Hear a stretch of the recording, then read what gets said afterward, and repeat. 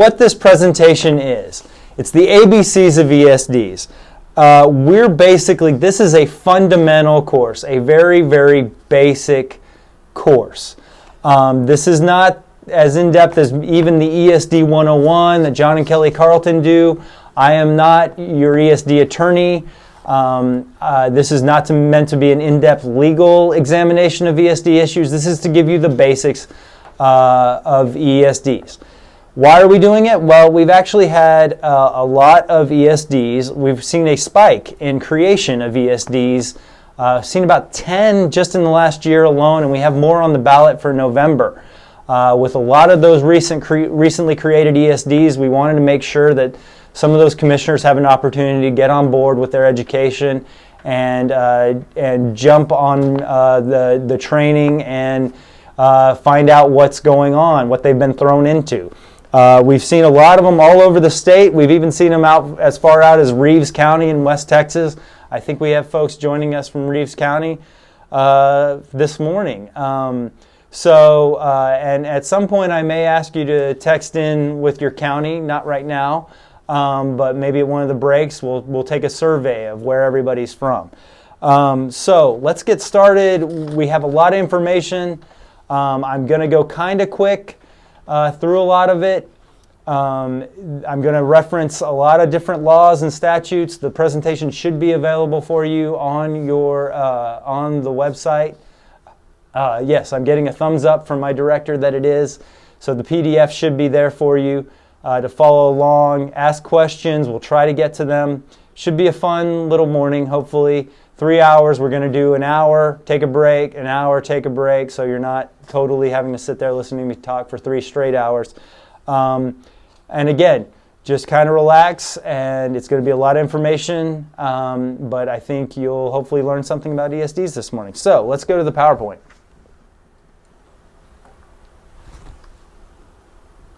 All right, so we're starting off with the ABCs of ESDs.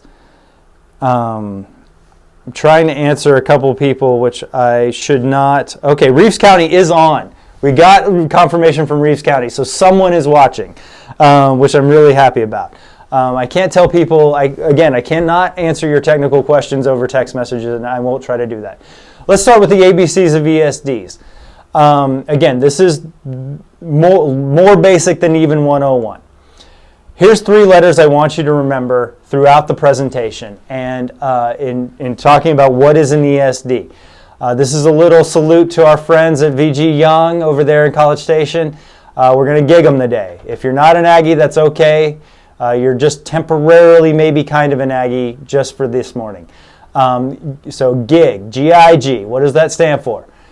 ESDs are grassroots independent governments. Those are the 3 biggest principles I want you to take away. If you take away nothing else this morning, I want you to take away that you're grassroots independent governments. Grassroots meaning you're created only by a movement of the citizens. You cannot be created by the legislature. You cannot be created by your county. A city can't create an ESD. No corporations can create an ESD. You are created by a movement of the citizens. That's very important, the essence of what ESDs are. You're independent. You're not under the thumb. You're not directed by the county. You're not a department of the county. You are an independent entity, and you're an actual government. And we're going to talk about why that is important as we go through the presentation to understand that you're a government. You're not a private corporation. You're not a private organization. You're a governmental entity. So, going forward, so I have to explain to people, when people ask me what I do for a living, I say I work for an association of ESDs, and they say, well, what's an ESD? I say, emergency services districts, here's the technical definition, are independent local governments with the power to levy a tax to provide fire protection and or emergency medical service. If I tell that to people, their eyes glaze over and they say, well, what do any of those words mean? So what I always say is, I say, okay, you've got political subdivisions. You've got the state of Texas and then subdivisions of the state of Texas. You've got your counties, which everyone knows. You've got cities. Everybody knows what cities are. Then I say to people, do you know what a school district is? Pretty much everyone knows what a school district is. So I say, well, ESDs are like school districts. They're special districts in the state of Texas, but instead of providing public education, they provide public safety, public fire protection and or emergency medical service. And then a light kind of goes on and people say, okay, I know what an ESD is. I get it. You levy a tax to provide this essential service to people. They are grassroots entities. We're created by the citizens. And we're going to talk a lot about that. We're going to reference that GIG throughout this presentation, the grassroots independent governments. Okay, why do you create ESDs? What is the purpose here? You can ensure adequate funding. It's the age-old problem, and we're going to see in a moment when I talk about the history of ESDs exactly how age-old it is. This is an essential service, life-saving service that we're talking about here. Fire, EMS, fire and rescue, and you never have enough funding. There's just never enough money. And it's something that we've seen all sorts of different creative ways to try to solve over the years with your local fire departments and EMS outfits. You've got your fish fries, your bake sales, your barbecues, clam bakes, gun raffles. I've seen it all, really. Pancake breakfasts. And so when you're doing these, they're not as dependable. You can't really budget off of those because you never know how they're going to go. And they really don't get the job done all the time in financially speaking, especially when you're in a growing area or you're with the rapid rising costs associated with these services. Also, and something that here on the PowerPoint that I like to throw in just sort of as an advocacy for ESDs, when Billy Bob in your community dials 911, do you or your service provider, do you look up the last rolls from the pancake breakfast or the barbecue and see how much Billy Bob donated before you decide whether to respond to his call? No, of course not. You don't do that. You respond, you save his life, you save his property, his family, his cat, whatever he's calling 911 for. You don't think another thing about it because that's what you love to do. That's why you do what you do. This way, you make sure Billy Bob chips in for his part of that service that he's receiving. So it spreads funding around to everybody who's actually receiving the service. You know, if you've done enough bake sales and barbecues and fish fries, you know it's the same folks showing up every single time who care about the community and are donating and are making this thing go. Well, this draws everybody in who also benefits from your services. Okay, now I'm going to go through the history of ESDs. There's not going to be a test on this. You don't have to memorize any dates or anything. The reason we do this, or the reason I put this in the presentation, is to try to go through, give you a sense of where we've been, why we created these ESDs, gives you perspective on where we are now in the present.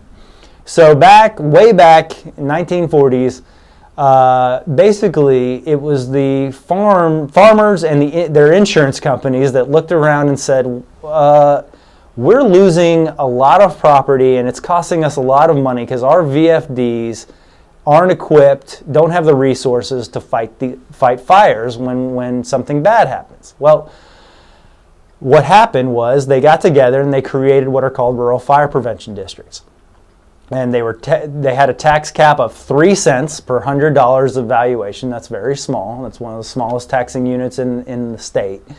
And they created these districts that could help fund and support the local fire department.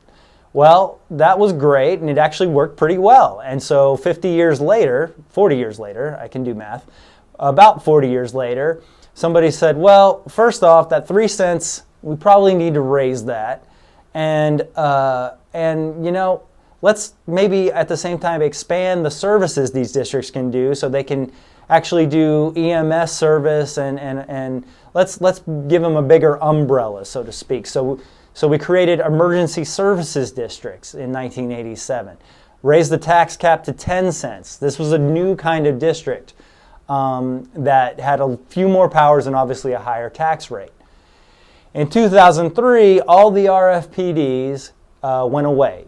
Before that, in between 87 and 2003, you could convert your RFPD by election to an ESD. That got confusing, obviously, and in 2003, the legislature said, you know what, let's just make all these RFPDs, ESDs. There are no more RFPDs. If you're out there thinking you're in an RFPD, I'm happy to tell you you are now an ESD. You're still capped at 3 cents, though, and there's some difference of opinion, let's say, but it's the official safety position that if you were an RFPD and you were capped at that 3 cents, you're still capped at that 3 cents unless you actually had an election to take advantage of the 10-cent cap that's available to ESDs. In 2011, that was the last major overhaul of ESD law, Senate Bill 917. We're going to talk about we're going to make references to the changes that 917 made throughout. It was basically people realized, wow, ESDs, we're grown up now. We've got a lot going on here. These have proliferated all over the state, and we want to increase accountability and oversight. So that's what the legislature did in 2011. And we also consolidated all ESDs under one chapter, which we'll talk of the Health and Safety Code, which we'll talk about in the future. Okay. ESDs. Let's talk about the laws regarding ESDs. Again, folks, I cannot answer text message technical questions. ESDs are authorized by the Texas Constitution. That's where we derive our ultimate authority. It's Article 3, Section 48E. I will give you that almost in its entirety in a second. It's very short. It just says, here's what ESDs are, and here's what they can do. ESDs can be, and here's what they can do. The important thing there is that it establishes a 10-cent tax rate. The 10-cent tax cap per $100 of valuation is in the Constitution, which means it would take a constitutional amendment to change it. That's 2/3 of each house of the Texas legislature and a statewide referendum. So that's a big hurdle to get over to change that 10-cent cap rate if you ever wanted to change it via constitutional amendment. The enabling statute is Texas Health and Safety Codes, Chapter 775. I want to put that up there if we can throw that back up there really quickly. Because Chapter 775, if you're an ESD commissioner, if you're associated with an ESD, that's where you're going to need to go. That's your bylaws. We get a call at least once or twice a year asking, where are my ESD bylaws? It's usually because a vendor or a bank or another governmental entity who doesn't quite understand ESDs is asking for your bylaws, and you say, well, where are my bylaws of the ESD? Your bylaws, for lack of a better word, are Chapter 775 of the Health and Safety Code. That's your enabling statute. It basically says what ESDs can and can't do. A lot of what we're going to do today is taken straight out of Chapter 775. There are some other laws that you are subject to. Remember that third G, or that second G, the third letter of our gig. You are a government, so you're subject to open meetings and open records. That's in the government code. You're subject to some truth and taxation requirements. You may be exempted from some of them based on your size, but truth and taxation is a part of the law that you're going to have to comply with. There are election laws. You may have an election at some point in your future.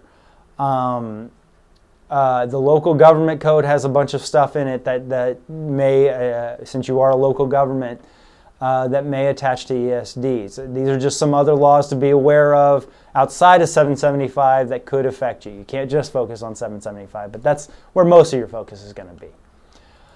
Okay, let's talk about the basic creation process. What we're not going to do is we're not going to spend a lot of time talking about creation.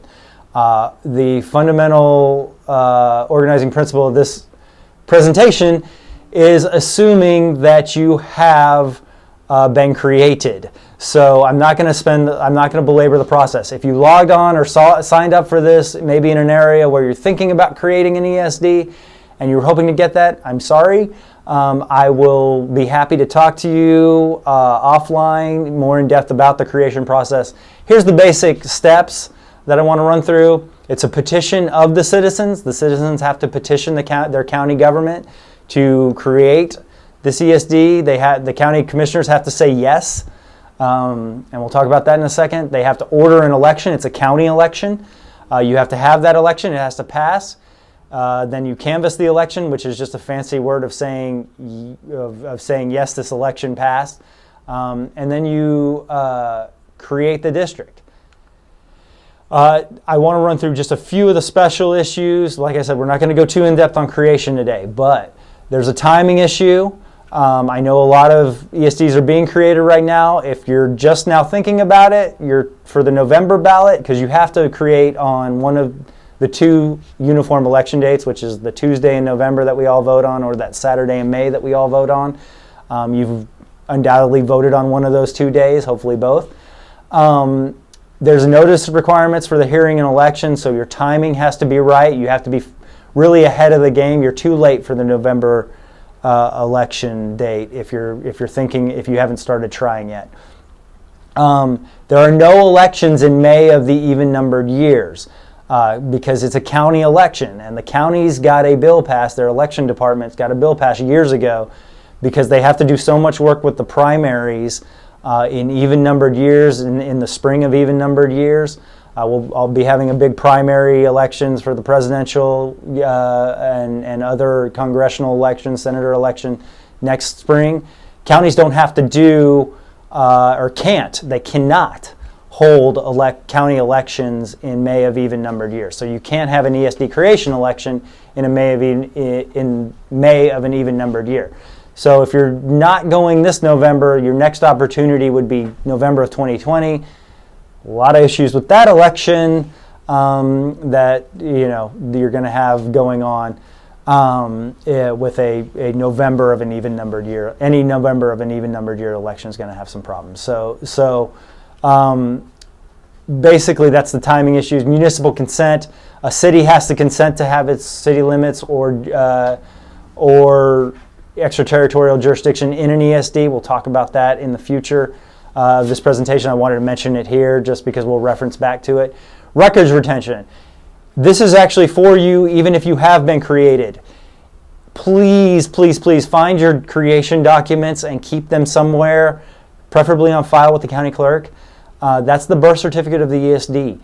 And ESDs hopefully last for many, many generations. And someday people may need to know what you went through when you were created, where your boundaries were when you were created, what your tax rate was when you were created.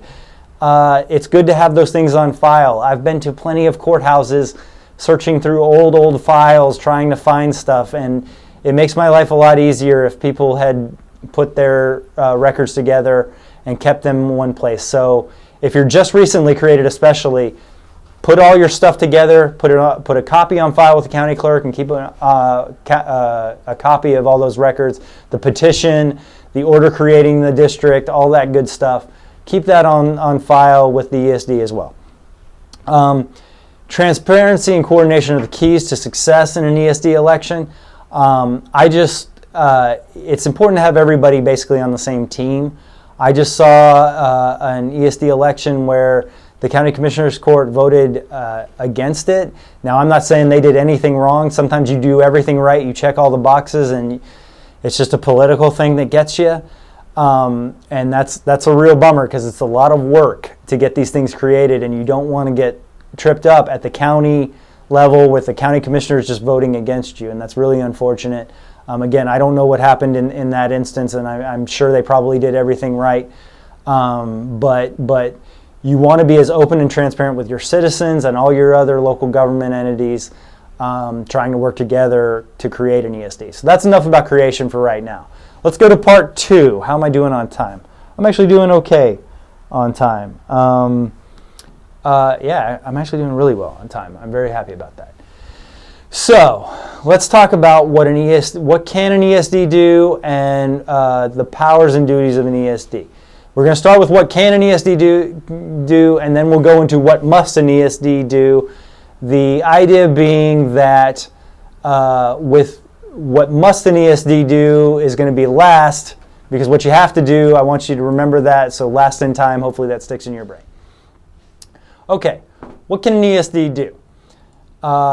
Here's just how you derive your power. The ultimate authority in the state of Texas is the Texas Constitution. Here, like I promised you earlier, is Article 3, Section 48E. That is pretty much all of it. That's it's a lot of verbiage on the screen, but that's pretty much the whole thing. 48E basically tells you, laws may be established or laws may be enacted to provide for the establishment of an emergency services district. There's your 10 cents. There's the list of things we can do, the powers. The laws that may be enacted are Chapter 775, basically, that we'll talk about in depth. But the important thing here is to understand that's pretty much the directive we got from the Texas Constitution. That such other emergency services authorized by the Texas legislature is kind of a catch-all down there. It's subject to interpretation. But that's your constitutional authority. Want to make sure that you know that your services should be clearly identified in your creation petition. So when you're created, you should say, this is going to be a fire ESD. This is going to be an EMS ESD. We're going to do both. Basically, that's it. But what you're going to do, how you're going to serve your citizens should be established at the outset of your ESD. Okay. First off, an ESD can levy taxes. You're a government. That's your funding mechanism for emergency services. So you're going to have to get the funding from somewhere, and you have the right to levy taxes. This is the big one that everybody comes up with. Ad valorem just simply means property taxes, value of property. You can do 10 cents, up to 10 cents, as we saw in the Constitution, of $100 evaluation. So if you have a $100,000 house, that's $100 a year. Check my mouth on that, Director. That's right? Yes, thumbs up. Okay, so 10 cents on $100 evaluation, $150,000 house, that's $150 a year. The RFPD limit, like we said, is 3 cents. You can be lower, obviously. You don't have to tax at 10 cents a year. You can set whatever tax rate you are authorized up to, and we'll talk a lot about property taxes in a later section of this presentation. The important thing to understand here is, again, that grassroots, that first G, you can only do things that are authorized by your voters. So you can't tax at a rate that's not been authorized by your voters. That's why we say if you were created at an RFPD and you're at 3 cents, you can't go up unless you've had an election to go up. Sales tax. You're a local government that can collect sales tax up to the 2%. We'll talk a lot about sales tax later. I just want you to know that, yes, ESDs can collect sales tax. Again, grassroots entity, got to be elected, got to get permission from your citizens. Okay. You can contract for services. This is how a lot of ESDs provide their services, is by contract. They contract with the local VFD as an independent entity. They contract with a EMS organization as an entity. Firefighting, you can build firefighting facilities. You can build a police station. You can run ambulance service if you want. You can actually and contract for ambulance service. You can do mutual aid. You can contract for a lot of different things, and they're very important to have contracts. We have an entire presentation about contracts that are important to ESDs. Ken Campbell, who's going to be doing a presentation in Longview, does a presentation just about contracts. That was just a shameless plug for our Longview training that we're doing in August. And we'll talk more about that later. But Ken will be talking about laws governing ESDs, but he also does a little bit of contract work. Basically, you can contract for a lot of different stuff. You just can't contract for things that violate the statute. Can't contract for things that are illegal. Okay, what else can you do? Okay, so this is an interesting part of ESD's powers that a lot of people may or may not know about. You can have a fire code. Your ESD can adopt a fire code. Can't conflict with the county fire code, and you can't be enforced in a city limits that are in the city limits of a city that has a fire code. Now that's subject to some stuff here and there. You can, since I've got some extra time, I'll throw it in there. Your county fire code, if the county adopts the fire code afterwards, your fire code can still hold after you've adopted your fire code, that is. And as far as the city limits thing,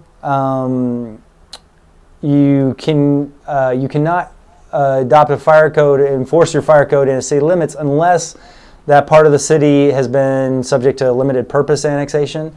That's for a lot for Harris County. In Harris County, you are subject to, basically you got to get your county commissioner's permission before you can adopt a fire code. I want to say something, I want to use that to kind of segue into a little bit about Harris County. There are going to be some things in this presentation. We call it the sovereign state of Harris down there in Houston, Harris County. There are some things, the legislature in its infinite wisdom created a lot of special sort of provisions in Chapter 775 that apply only to Harris County. You'll see it in the statute. It's bracketed, as they call it, to a county above 3.3 million or something. And that's only Harris County right now. And so if you're in Harris County, I think we did have one person sign up from Harris County, which is totally okay. But you're going to want to double check some things with your legal counsel. All of you should be double checking with your legal counsel if there's a doubt. But you're going to definitely want to check in Harris County because there are some things that are just different. John Carlton calls it the sovereign state of Harris. You have your own set of laws down there for a lot of stuff. So that's my little digression about Harris County. Let's go back to fire code. You can do building inspections. You can promote educational programs. I know a lot of you out there, a lot of ESDs out there are doing great educational outreach programs. You can levy penalties and fines for non-compliance with the fire code. You can have a fire marshal. It says it right in there that you can have somebody to enforce this stuff. But not if the county fire marshal, not if the county has a fire marshal. But he can do all those cool things that a fire marshal has if you hire a fire marshal, commission a fire marshal. As far as fireworks, so this is kind of one of those paradoxical things. You can regulate fireworks, but not only to the limit of basically the state. The Commissioner of Inserts, the state fire marshal's rule on fireworks is as far as you can go as an ESD. You can't do as much power as like a city has to regulate fireworks and ban them and stuff like that. So you're going to want to stay on this side of the state rule. And anywhere in ESD is going to be within the state of Texas. So you're basically making a duplicative rule. But there might be reasons individual to your ESD that are worth putting some fireworks regulations just on the books. But that's fireworks. That industry is very good at well, I'm not going to get into that. Let's just move on. ESDs can assess fees. We see fees for service. We see this a lot in EMS, obviously. You bill the insurance company when they take a ride in the ambulance. Not as much seen in fire. We don't see a lot of people billing just for making runs with the fire truck, though it has been talked about. I've seen it talked about, and you can do it. Fire code inspections, like we just talked about, you can assess fees for that. You can do false alarm fees. Don't see it a lot. There's some hurdles you got to jump through legally as far as having a hearing about that, and you have to have notice and a hearing. But honestly, if you have a business in or somebody in your district you're making the third run out there for this month, and it's all false alarm fees, maybe instituting a false alarm fee may save you that time and resources that you're spending on that. You can also charge fees for hazmat cleanup.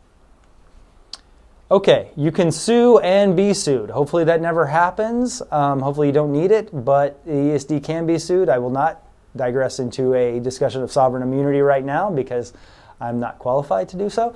But you can sue and be sued. Donation of funds. This is something that I get asked a lot about. We were a VFD and operating solely, and Granny Smith next door used to bring a whole bunch of donations, and we had some benefactors who donated. Now we're in ESD. Can we still get donations to the ESD? And yes, of course, you can accept donations. The tax status of those, that's a little bit trickier. You're not a 501c3 entity anymore. You're a government. Your VFD is probably still a 501c3 entity if they still exist. Your fire department is probably a nonprofit, and so it's business as usual over there. But with you're a governmental entity. I'm not really sure how tax write-offs work if somebody donates to a government. That's something you should ask your lawyer about. I'm getting some sort of signal from my director, but it's okay. So I guess it's okay. But the important thing here to understand is, as an ESD, unlike a private entity, you may not donate funds to an outside entity. You can't do anything with funds that you're not receiving something back for. That sounds kind of harsh, but remember, it's not your money. It's the taxpayer's money. You're just in charge of it. So you can't donate funds to a cause that you may think is very worthwhile. It may in fact be very worthwhile, but you can't just donate funds. You can't just give away taxpayer money. It's a central organizing principle of government. And public stewardship. You can construct public facilities. There's some bidding requirements there. We're not going to get too in depth on this. That's a whole different course in and of itself. But you can rent out facilities. You can make those available to your local community once you build them. That's something you can do. That's something that people get really excited about because that's the fun stuff. If you get to the point where you can actually afford it. You can employ individuals to accomplish ESD activities. You can hire an administrator. You can hire a fire chief. You can employ firefighters. Some ESDs that do the top-down model, that's what they do. They hire a lot of people work for such and such county ESD number, whatever. You can purchase things. You can purchase vehicles, apparatus. Obviously, you can purchase things. That's the whole reason you were created, because you need to get resources to your first responders. You can buy real property, obviously. You can borrow money to help with your finances. Now, you can issue bonds. We don't see a lot of it because bonds require an election, and there's also can have an effect on your tax rate, your interest and sinking rate, can cut into your maintenance and operations rate. We'll talk a little bit about that later. We don't see, I can probably count on two hands the number of ESDs that have actually issued bonds or that have bonds outstanding. You can take out loans, see that a little more. We'll talk about all of this in the financing section of this presentation. They can be secured with pledges, taxes. We'll get in there. We'll get there. We'll touch it briefly. That's a big in-depth. Remember, this is supposed to be the basics. You can invest funds. We'll talk about the PFIA, the Public Funds Investment Act, a little bit later, but we will talk about investing funds. You have that power. You can dispose of property. Again, we'll talk more about it, but I just want you to know you can sell and get rid of things. You can do hazmat activities. I told you earlier that you can assess a fee for hazmat. Well, you can actually do hazmat cleanup. Okay, let's talk about changing your district territory. Because that's one thing you can do is you can change the district territory. Let's talk about annexing. This is annexation for ESDs. ESDs are doing the annexing. So let me check my time. Okay, we're okay. It starts with a petition to the ESD board. It's signed by 50 registered voters in the area that you're taxing. Taxable, they have to own taxable real property, just like the voters that signed your petition for creation. It's got to be 50 though instead of 100. You have to hold a public hearing within 30 days of the hearing. You have to give notice of it. And if you find that it is necessary and desirable to have this territory in your ESD, you order an election. You have to have an election. Notice one important thing that I want you to take away from this slide. I keep saying you because I'm figuring that you're ESD commissioners or in some way associated with the ESD. This is all driven by the ESD. No county involvement here, no county government, no city government. This is driven by the ESD. It's a petition to the ESD board.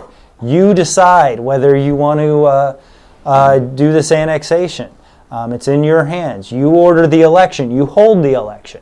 Now you can contract with your county elections folks but it's an ESD running the election for annexation. We've seen this a lot, actually.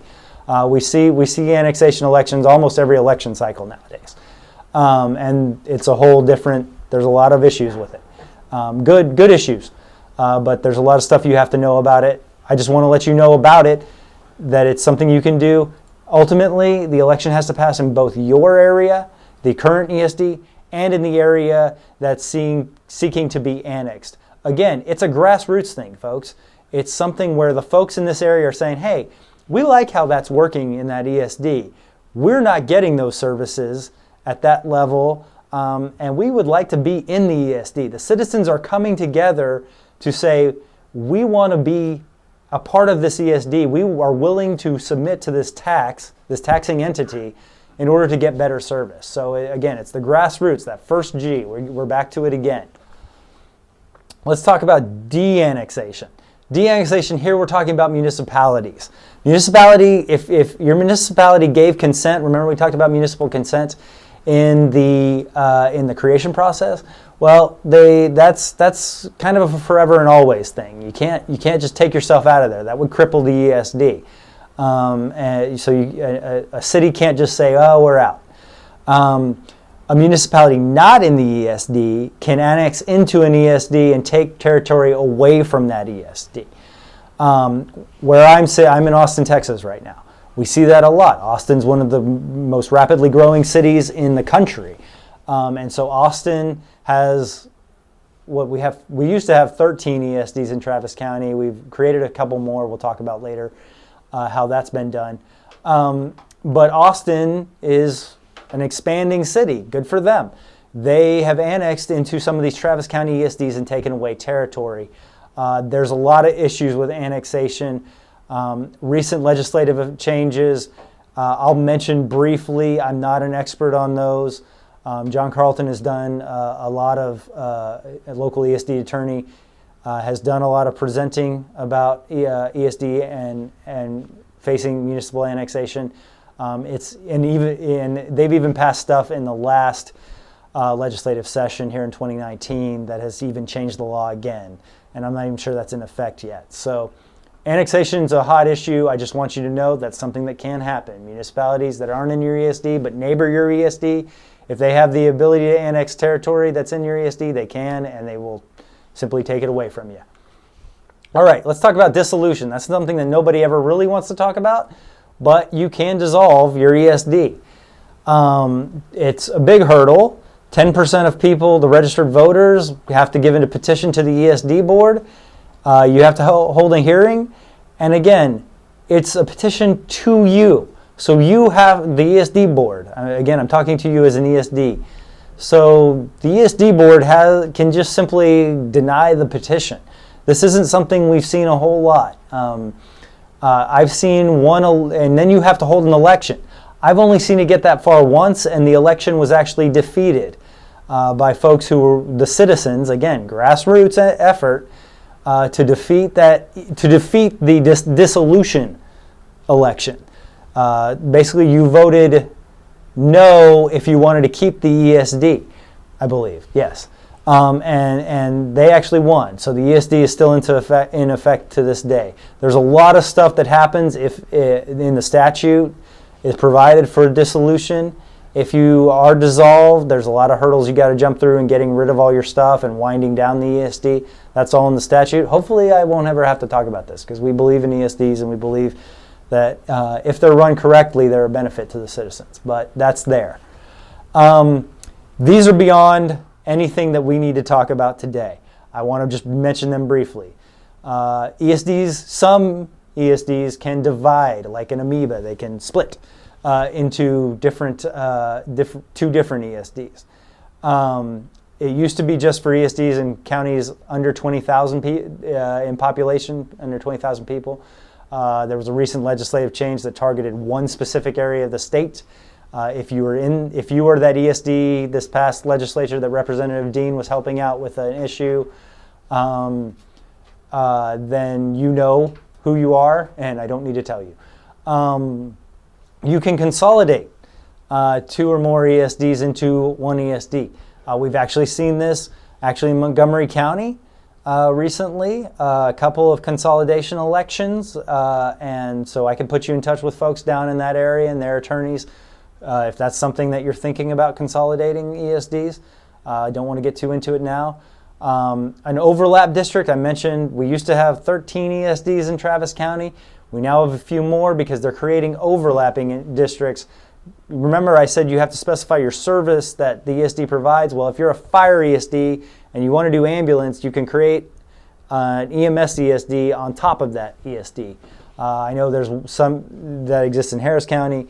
It exists in Comal County. And we've seen a couple creation elections lately in Travis County to create new districts that overlay existing districts. The fire district wants to run ambulance. And the important thing there is that there's a provision that allows ESD commissioners to serve on 2 different boards of overlapping districts. We'll talk about that in a moment. You can transfer district territory. We actually had a question about this in South Texas this week about transferring territory between ESDs, and there's a provision of the statute. I actually listed the statutes. I did, didn't I? I'm seeing that now. I thought to myself, I should have listed the statutes for all those things that we aren't going to actually cover in depth, and I did. So there they are in 775. Texas Health and Safety Code 775, you can Google it. Okay, let's briefly, in our last few minutes here, talk about what you must do. And then we'll go to a break. You have to do an annual report. This is in the statute. It's required. It used to be to an agency that no longer exists in its independent form, the Texas Department of Rural Affairs, previously the Office of Rural Community Affairs. It doesn't exist anymore. It's folded into the Texas Department of Agriculture, where up until this year they were collecting these annual reports. It's due January 1st of every year. Beginning in 2019, this past January, it was due to the Texas Division of Emergency Management. That's a typo. It's the Division of Emergency Management. I apologize to our TDEM folks. That's right, Director? It's the Texas Division, yes. Sorry TDEM. We call them TDEM. I've literally listed out the things from the statute that you're required to put in that report.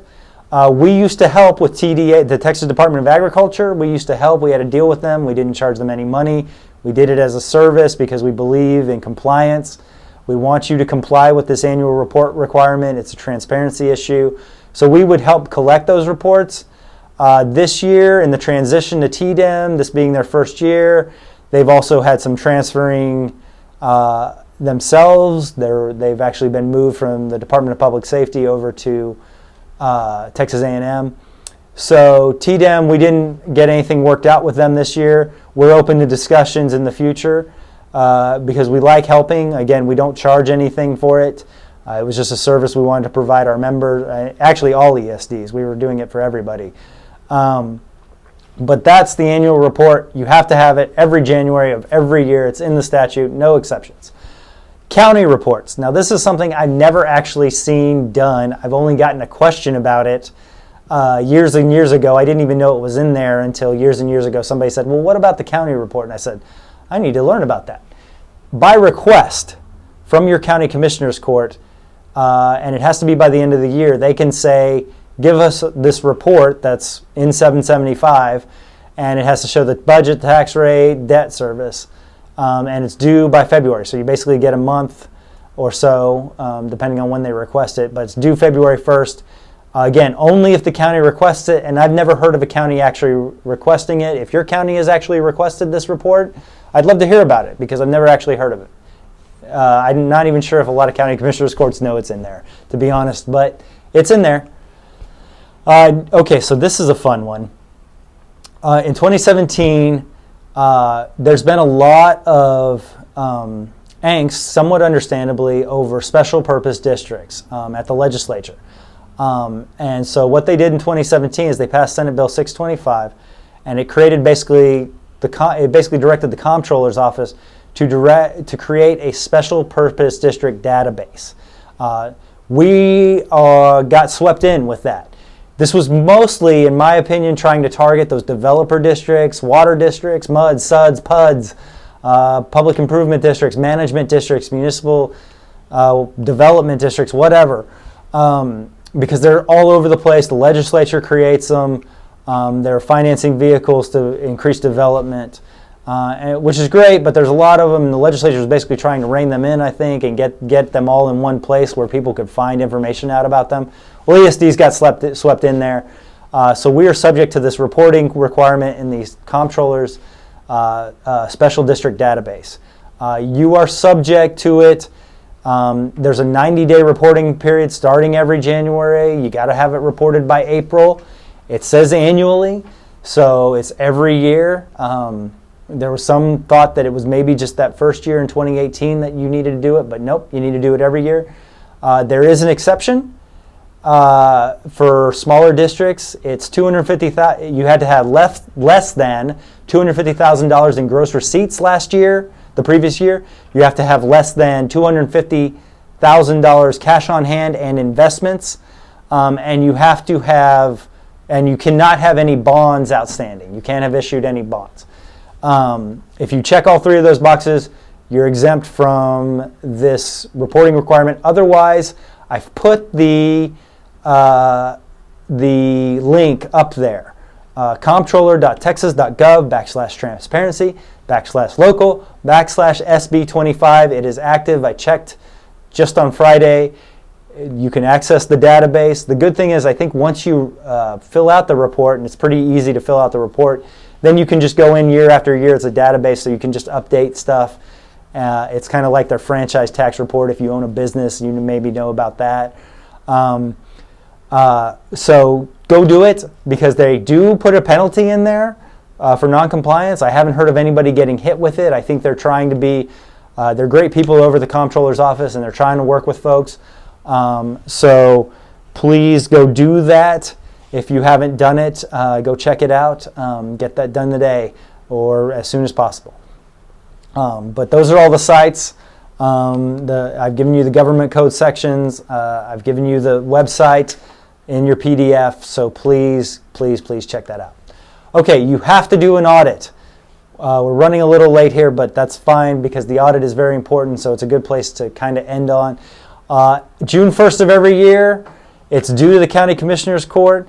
There's the exception for smaller tax revenue ESDs, lower tax revenue ESDs. It's very similar to the exception that I just outlined for the comptroller's reporting database, the $250,000 number. It has to be an independent CPA. You can't get your bookkeeper to do it. There's some severe penalties. We're going to talk more about the audit in a little while. You have to establish a district depository. I'm running low on time for this first break, so I want to go ahead and talk about the district depository. The key thing here is you have to have a bank. You have to designate your official ESD bank, or banks, plural. The key thing here is if you have more than $250,000 on hand, you have to secure it somehow. And there's different instruments out there because the $250,000 is the limit that the FDIC will insure. So that's the big thing about district depositories. You have to just establish a district fiscal year. Usually people do October 1st through September 30th. That's the general government fiscal year. It also lines up well with your adoption of tax rate and budget, which we'll talk about in a second. But you can have really any fiscal year that suits you. You must meet once a month. It's good to have a regular time, date, and location. You don't have to set a regular time, date, and location. You keep your minutes and records. You have to keep those minutes. It says in the statute. We'll talk more about minutes in a later part of this statute or later part of this presentation. Here's an interesting thing. Every year you have to publish location of district administrative office within 60 days. And each January, within 60 days of getting qualified, you got to publish in a little notice, and it's in the statute, where your district administrative office. That's basically so people can send you mail, also serve you process if they have to. Within 60 days of being qualified, of the commissioners being qualified once you're created, and each January, every January afterwards, you're supposed to do that. So make sure and do that. You need to establish a records management program with the State Library and Archives Commission. That is super easy. The folks at TSLAC, as I call them, Texas State Library and Archives Commission are incredibly helpful. We'll talk a little bit about records management throughout this program, but go to tsl.texas.gov, call them. They are some of the most helpful people I've ever come across. We have them present at our conference. They're great. And they'll help you with your records management program. Okay, last slide before we go to the break. What can you not do? You may not delegate any of your powers. This is in the statute. You cannot delegate any of your powers to an outside entity. You cannot look at your VFD and say you're the ESD now. It doesn't work like that. You can't delegate. You can contract to provide services and some of your power and the administration of your powers, but you can't give away your powers. Just can't do it. So that's the important thing. That's the big no-no. There's another big no-no, which is don't give away taxpayer money. We kind of talked about, but we'll hit that, trust me, plenty going forward. Okay, so it's 55 past the hour. Is that clock right? That clock is pretty much right. We're going to go to our first break. We have a video to show you. I'll try to address some of these questions. I'll try to address some of these, looks like mostly technical problems. Hopefully you guys got logged in. But we're going to have a special video in honor of Smokey Bear's, Smokey Bear, not Smokey the Bear, Smokey Bear's 75th anniversary. It's got a kind of Saturday morning 1950s TV show kind of feel to it, so we thought that'd be a nice little thing to show during your break. So meet us back here in, what are we doing, about 12 minutes, and you'll probably get your first keyword. So see you then. Bye.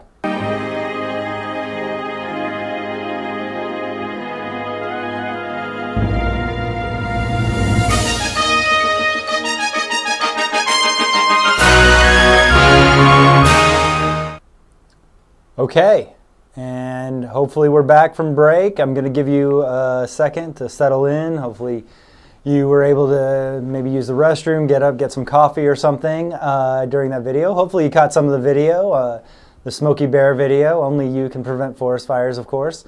Hope you enjoyed that. Hoping that you can see me still. I think we'll put up, Director, if we could put up, Director Cliff, can we put up the phone number, which is what they should call if they're having any sort of technical issues. Again, don't call the text number or don't text me because I can't answer you. But we're going to get back to the presentations. My script says, well, I'll give you a little look behind the curtain. My script says, we're back, and then it just says in parentheses, continue presentations. So that's TV, folks. Let's go ahead and get on with ESD commissioners. Wait, you know what? We'll tackle some of these questions. I had a question on the FDIC number. I can't remember if the $250,000 is the sum total of all accounts and CDs or each individual account separately. CDs, money markets. My understanding, and again, you might want to double check this, but my understanding is it's all the money you have on one bank. So with one financial institution is insured by the FDIC up to $250,000. That's my understanding of it. If somebody out there knows differently, please correct me, but I believe that's it. We had some questions out in West Texas. We have a city fire marshal. Not sure if he's contracted with the county or if any of his salary is reimbursed by the county. If not, then the ESD must hire or contract with one. Okay, first off, you don't have to have a fire marshal. Under any circumstances. It's just something you may do. You can do it. As far as your city fire marshal, if your city has a fire code, then remember you can't enforce a fire code inside of city limits who has a fire code. And as far as that fire marshal in the city, I think the statute, and this is again a layman's perspective, but I think the statute anticipates that the county fire marshal is a county official enforcing regulations of the county. So I don't think that would, if he's really or she is really a city fire marshal, whose jurisdiction is that city, I think you should still be okay to hire one if you wish. For what reason would an ESD purchase property other than a fire station, training center? Can an ESD purchase property just to purchase property? Maybe you sell later for a profit. No. Well, okay. The board has a lot of latitude on what you can and cannot do. I would recommend you not engage in real estate speculation. Remember, you are the stewards of the taxpayer money, which we will talk about. I don't do real estate stuff like that. I know that's probably not what you're talking about. I'm using an extreme example, but you can purchase property if you think that would be good property for your fire, if it benefits the taxpayers, right? Everything you do has to have a reason behind it that benefits your constituents, the people in the district you're serving. Now, I understand you could say, well, if I make a killing in the real estate market, that increases the amount of money. No, remember, managing risk and all that, that's not really what you're there to do. So that's my sort of take on that. Okay, there's a question about board members, which segues perfectly into this next portion of the presentation, which is ESD. We're going to talk specifically about ESD commissioners, their roles and responsibilities. So let's get on with it. Okay, ESD governance. You are governed by a board of 5 commissioners. That's what they're called. There was a movement afoot among county commissioners' interest groups to change that to ESD directors because they didn't like it how you were getting confused with county commissioners. But alas, it sticks with county commissioner, or you are ESD commissioners. So the county commissioners are just going to have to live with that for now. You're appointed by the county commissioners in your county unless you're in Harris, Orange, and Smith counties or ESDs existing in more than one county. And those are bracketed, again, legislation that was passed specifically for those counties. So appointed is the default. You serve 2-year staggered terms. So 2 should be up in 1 year and then 3 should be up the next year kind of thing. Most of you on this webcast are going to be appointed. I think we may have had somebody come in from Smith. Again, I think there was one from Harris that came in, but everybody else, unless you're multi-county, should be appointed. I don't think we have anybody from Village Mills in Tyler and Hardin counties. I think we have some Tyler County, but I don't think we have anybody from Village Mills. If you're on here, we love you. You know that you can disregard all of this because you have your own special part of the statute for Village Mills ESD. So let's talk about qualifications to be an ESD commissioner. You've got to be 18. You must be a resident of the state and one of the two. You either have to be a qualified voter in this district, so that's where you vote, or you have to own taxable real property subject to the ESD. In that ESD. So you don't have to be a resident actually, but you do have to own property that's subject to tax, or you don't have to own property, but you need to be where you live and vote. So you got to check one of those boxes. Commissioners Court. This is the sole guidance you get from the legislature. The county commissioners get on appointing ESD commissioners. There's a lot of basically says you can take into a lot of factors, one of which being whether the individuals have knowledge that relates to fire prevention or emergency medical service that is relevant to the common policies and practices of the board. Pretty vague. You don't have to have fire experience. Sometimes you want folks maybe with some experience in the industry, but you also want folks who maybe have no experience in the industry, maybe coming from a business perspective, accountancy, lawyers, different community stakeholders, people who are just active in the community who want to serve. Nothing's as good as someone who really cares. Caring is the best experience you could find.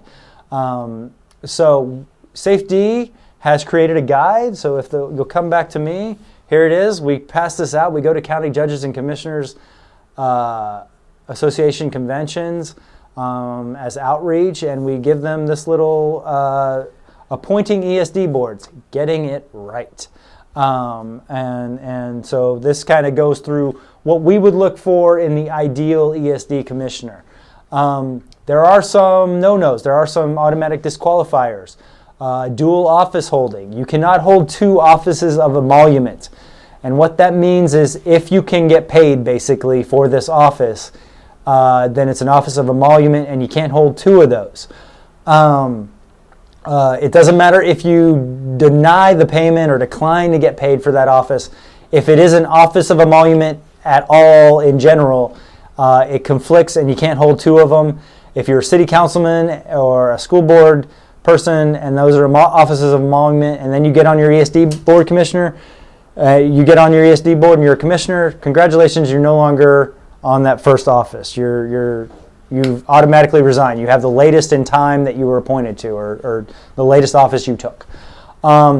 Incompatibility. Now, I mentioned dual office holding. County commissioners are actually exempted from the dual office holding, but there's an incompatibility problem in that the offices are fundamentally incompatible because you can't appoint yourself, right? You can't have oversight and appointment power over yourself. So a county commissioner, the office of county commissioner is incompatible with also being an ESD commissioner.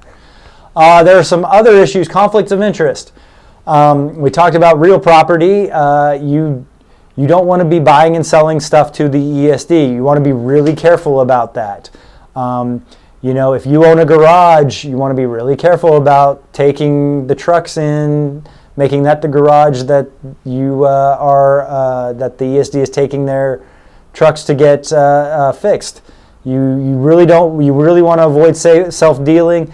These are ethics issues that can get very in depth. We have a full course. It's actually online. ESD ethics. We offer it. You can take it anytime through the VG Young Institute. So 1 hour that you can get online right now. We're looking to increase that, but right now you can take that ethics course. We do ethics. John does ethics at our conference. The Attorney General's office is a great resource on ethics. So we're not going to get too in depth on ethics in this course. Oaths of office. Just wanted to mention it. You have to be sworn in. The Secretary of State has forms for that kind of thing. We have a statement of office in the ESD handbook, which is available free on the safety website. So if it's just a fill in the blank thing. Reappointment. You can be reappointed forever. We have folks who have been reappointed. Some of y'all watching this video may go back to the 80s or the 70s. I'm not sure. Maybe even farther. I'm not sure if you go farther than that. But I know we have ESD commissioners who have been serving since the 80s. There are no term limits. You don't actually have to be reappointed. You're supposed to be, but you don't have to be. If you're not reappointed and nobody's appointed to replace you, congratulations, you're still an ESD commissioner. This can get manipulated. We're not going to get into it, but you serve until your successor is appointed is the key part I want you to take away there. Okay, compensation. Like I said, it's an office of emolument. You're entitled to compensation for performing ESD work. Not everybody takes it. Some say, no, this is a volunteer gig. Some of you say, this is like a second full-time job. I'm going to go ahead and take it, and that's understandable too. It's just whatever you feel suits you and your ESD. The compensation limits were raised in 2017. They used to be $50 a day and up to $3,000 a year total. That got raised. The way they did it is kind of weird at the legislature. They tied it literally in the statute to the water code, that section that I give you there. That basically says ESD commissioners may be compensated in the same manner as in this water code section, which is for MUD directors and utility district directors. So that's the same compensation they get. I guess if they get raised, we'll get raised too. ESD commissioners will get raised. Again, you don't have to take it. You don't have to claim it, but you can if you want to. A lot of you guys do a lot of work. So it's a lot of you do way more than $7,200 worth of work in a year for your board. So I understand if you do choose to take it. You do have to take a resolution and establish your district's own limit up to that legal limit, and you have to show your work. You got to verify with receipts and everything how to get that. I mean, that's just common sense, I think. You got to prove that these are actual and real expenses, that you actually did work on behalf of the ESD. Expense reimbursement. You can reimbursed. This is outside of the compensation. You can be reimbursed for your actual necessary expenses in doing your duties as an ESD commissioner. That's different from compensation. But again, actual expenses. You got to be able to show the receipts. So when I said the thing about receipts under compensation, obviously your receipts are your time and your description of your work. With actual expenses, they're actual literal receipts. Okay, ESD officers, you've got to elect a president, vice president, secretary, treasurer, and assistant treasurer. You have to. It says it in the, so somebody's got to be found to do these roles if you have, hopefully you have enough people.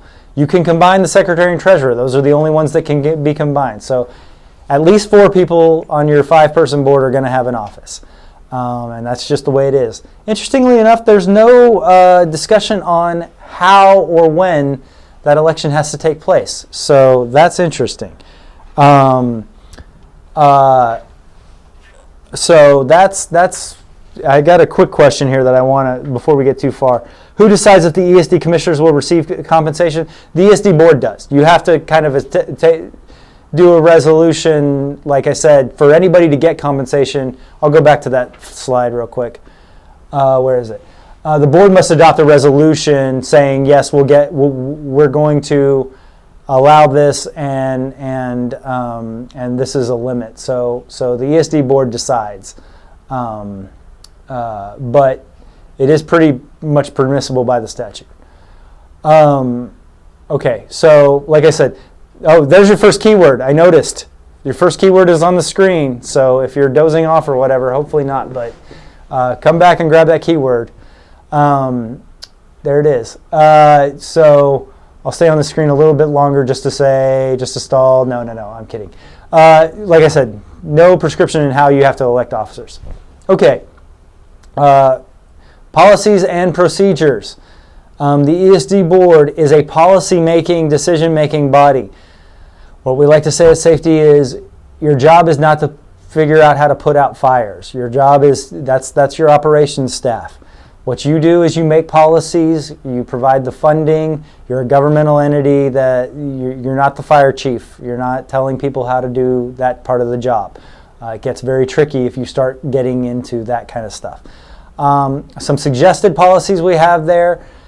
You know, if you're a smaller ESD and you're saying, oh, what do we need all these policies for? Well, they could be short, but you want to have some sort of policies like I talked about with the ESD commissioner compensation, with buying things. How are you going to buy stuff? You want to have a bunch of policies just so when you need them, you have them. When something comes up, it's in writing.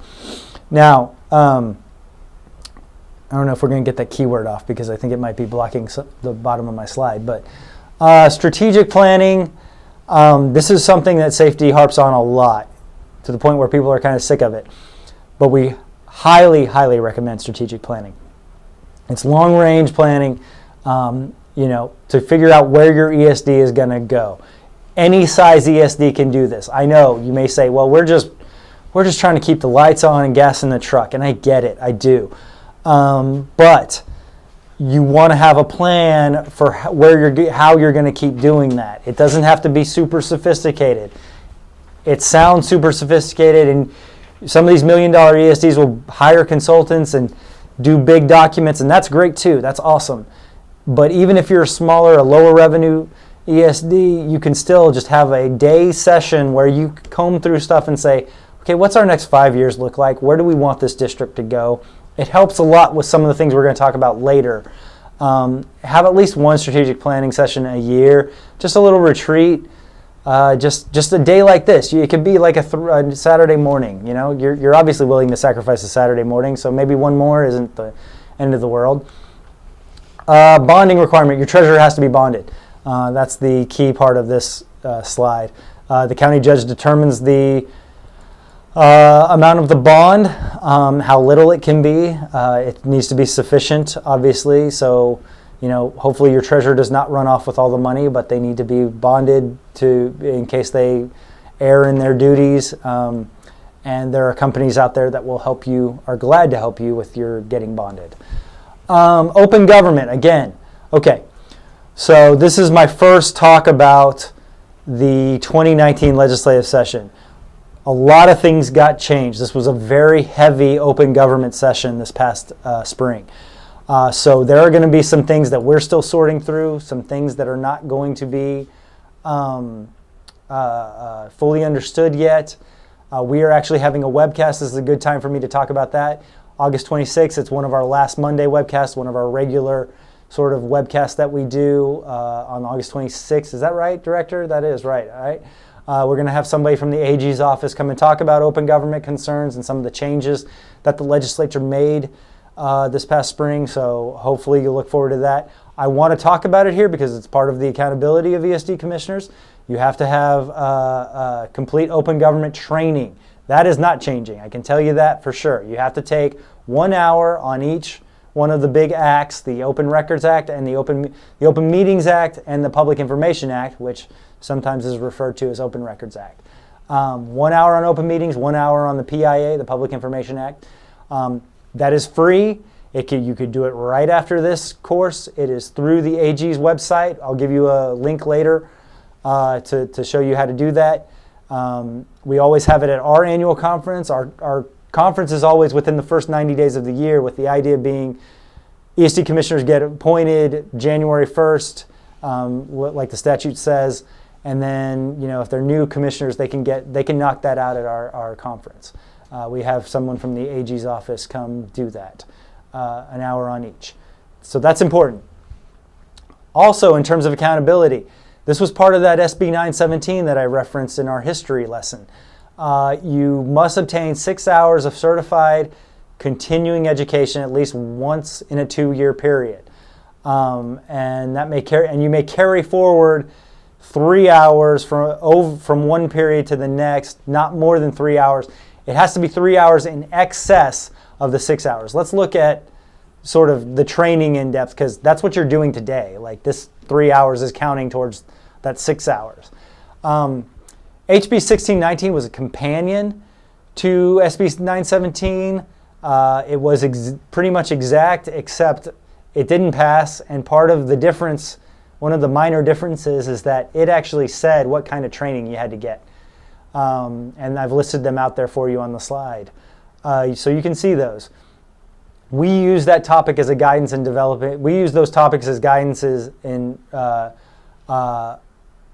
developing our training. So government administration, board responsibilities, ethics. We try to use that as a framework in developing the safety education program. Okay, so the training this gets a little vague because the law is a little vague, which is okay. But we've got a lot of questions. Here's how I interpret it, the 2-year period. I just basically say, look, in the last 2 years, have you done 6 hours of training? Okay, good. You're set. And if not, do you have at least 9 hours in the previous 2 years? So from 4 years ago to 2 years ago, did you take 9 hours? Because you can carry forward up to 3 of the excess of 9, if that makes sense.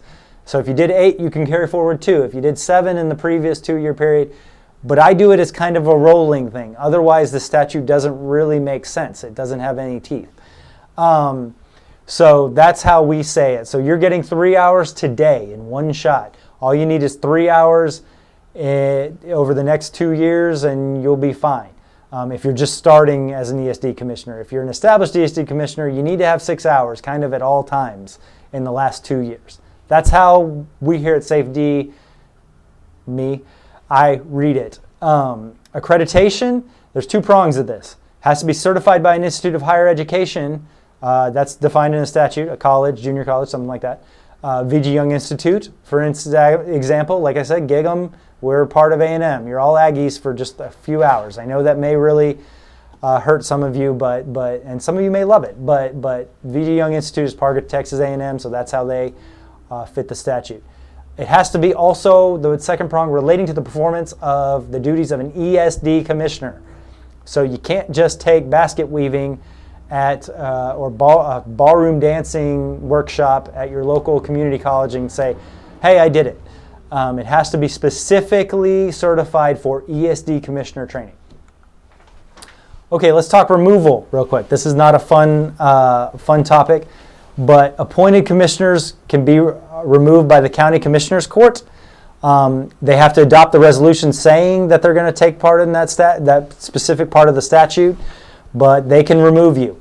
Elected commissioners must be removed by the DA because, they're elected. They're elected officials. So you can be removed for incompetency, misconduct, and official misconduct. Failure to meet the training requirements counts as incompetency. So not having your 6 hours means you're incompetent. They are subject. Wait, hold on. I want to go back real quick because I want to say incompetency is defined in Chapter 87 of the Local Government Code. So is official misconduct. Those are in the same 87.011. It literally defines those terms. Misconduct is Section 178.011. Elected commissioners. If you're a board member and you're elected, you have a fourth possibility, and that is intoxication. You can be removed for intoxication under the Local Government Code and on or off duty, unless your intoxication was the result of a doctor's order, if the doctor ordered you to drink alcohol. So that's just an interesting little thing that I like to throw in there. But for appointed commissioners, it's just those three: incompetency, misconduct, and official misconduct. County Commissioners Court has to hold a hearing. You are entitled to due process. A few years ago, there was a bill to just make ESD commissioners removal at whim. We worked well with the representative at the time. He's now a senator. But we worked well with him to kind of explain to him why that's probably not the greatest idea, but we do understand that we need to have some accountability. So you're subject to open meetings and a hearing on your removal. You have to be notified. Notice and hearing, basically, this is just due process, right? So commissioners have to show you why. Okay, so that's how you are removed by the County Commissioners Court. You can, remove yourselves. You can do this. This is tricky. Do not enter into this lightly. It's only for absences. If you miss more than half of the regularly scheduled meetings that the member was eligible to attend during a calendar year without an excuse approved by the majority of the board, so basically unexcused absences, a lot of them, and even if the board can vote to remove you, their fellow commissioner, their fellow ESD commissioner, but that commissioner can then go to the County Commissioners Court for reinstatement. There's some due process there. Hopefully that's nothing that you have to, if somebody's missing that many meetings, hopefully they can be convinced.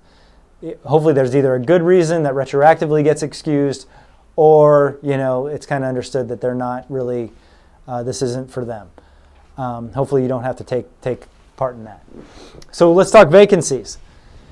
Appointed commissioners, you don't fill your vacancy because you're appointed. So the County Commissioners Court will appoint a new person to fill that vacancies. Elected vacancies, you fill the appointment. You make that appointment. You fill that vacancy, and do it by the 90th day. That's what the statute says.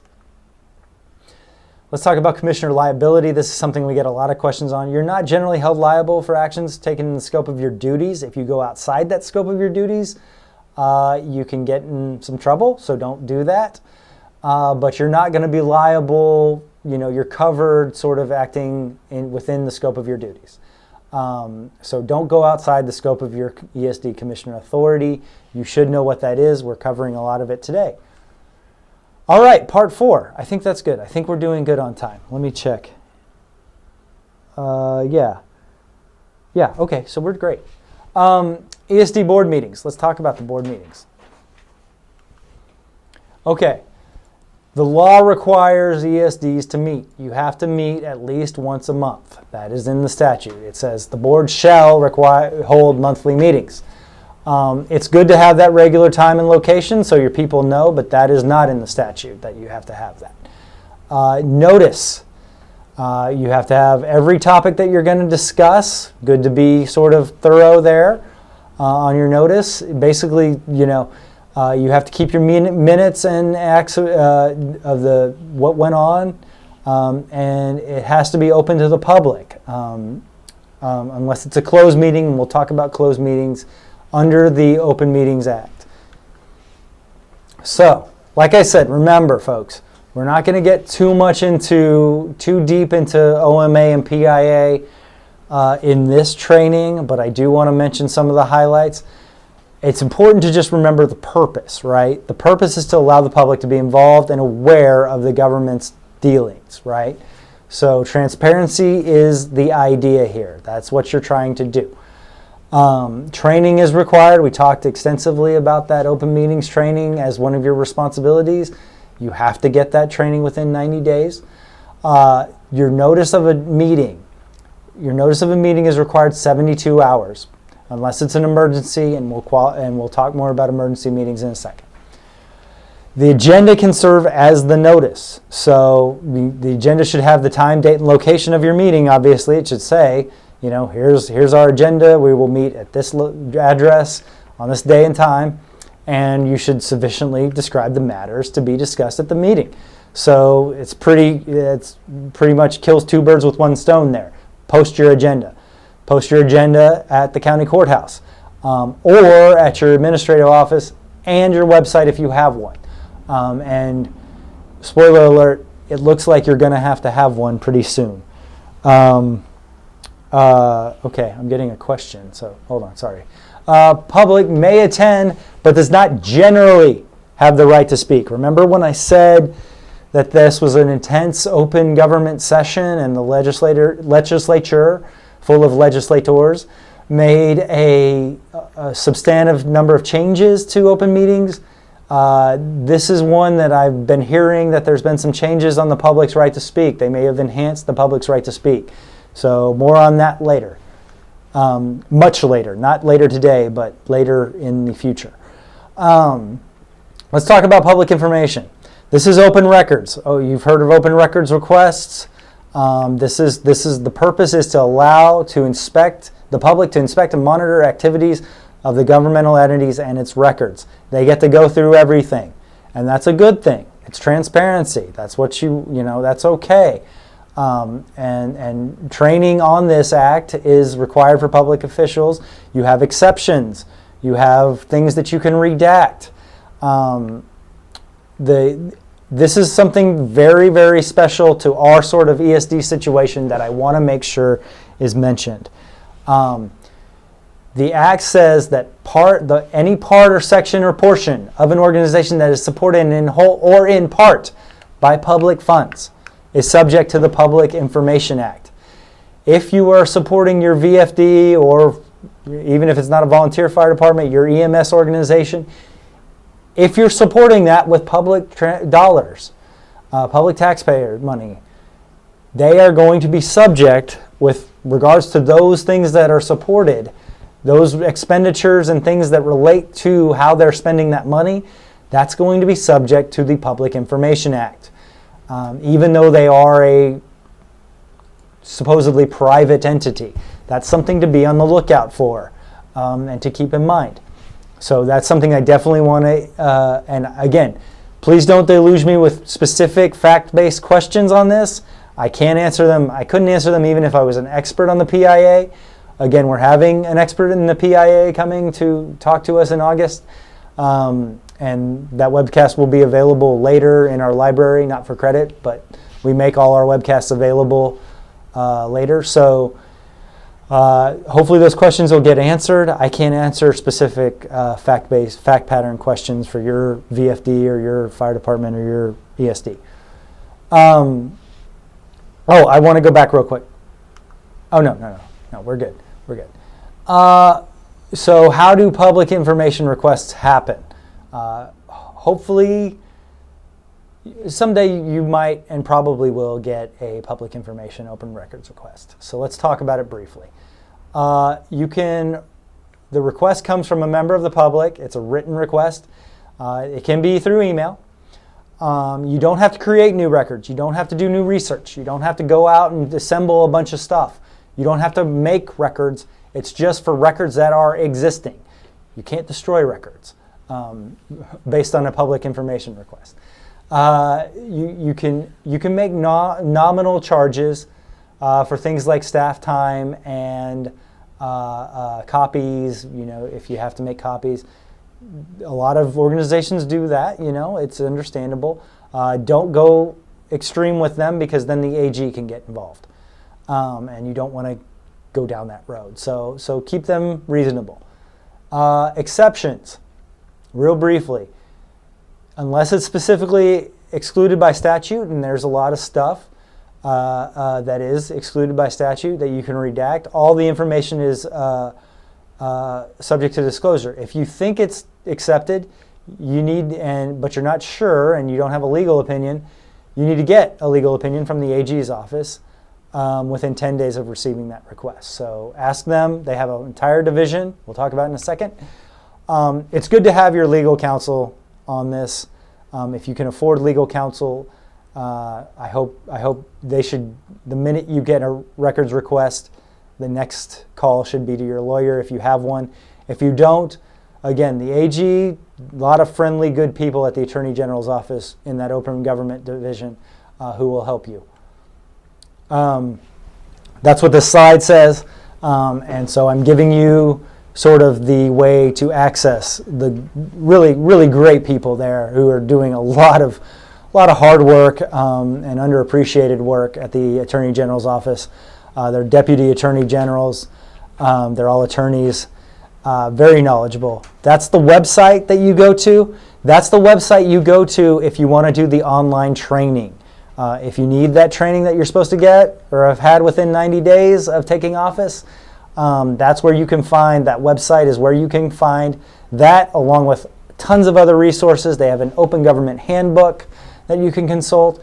That hotline is just for open government questions, open meetings and public information questions. So maybe write that down if you have something to write with. It's in your PDF. But that's a really, really great way to have your open government questions answered, especially if you're not able to afford an attorney specifically to handle these kind of things and you get something.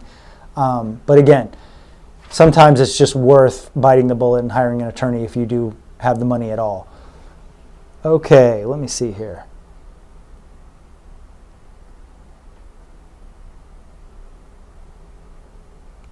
Okay, I don't know what that question's asking, so we'll go back to it. Let's talk about ESD meetings real quick. You have regular meetings we talked about. You have special meetings. Basically, those are just the same as regular meetings, except they're in addition to your monthly regular meeting. You can say, well, we didn't get everything done, or we have a special issue that we're dealing with. We're trying to buy a new truck. We're trying to deal with a contract with a service provider. We need to have special meetings. They're not that special. Emergency meetings. Let's talk about this. This is a change. It's a matter of urgent public necessity, public safety, public health safety. Immediate action is required because of an imminent threat to public health safety or a reasonably unforeseen situation. We had a very much unforeseen situation about 2 years ago this August. 2 years ago, right, Director Cliff? Right? He doesn't know what I'm talking about. I'm talking about Harvey. Hurricane Harvey. A lot of ESDs in our southeast Texas, it was 2 years, yeah, were affected. Time flies. So what they did in the legislature this year, Senate Bill 494 there, reduced the timing exception for notice of emergency meetings. It used to be you had to post 2 hours. After Harvey, a lot of folks, not just ESDs, but in government, local government in general, said, look, the 2 hours was killer to us. Like literally, we need to do something about that. So they lowered it to 1 hour. I read the bill just this last week, and it says effective 9/1/2019. So let's cross our fingers and God forbid something happens in August. But for now, it's still 2 hours, but it drops to 1 hour in September. You have to clearly identify that emergency. The most catastrophic flooding event and hurricane in Texas history, a natural disaster is pretty good identifier. You have to alert the media. You have to let them know this is going on. You can't just do it. You got to let your local media know that anyone who has an interest who usually would cover your district, cover things that go on in your district, you got to let them know, hey, we're doing this. emergency meetings are very, very, the default is not to have emergency meetings. Let me say that. Let me go back real quick. The default is to not have emergency meetings, so they're subject to scrutiny, right? Heightened scrutiny. Okay, moving on.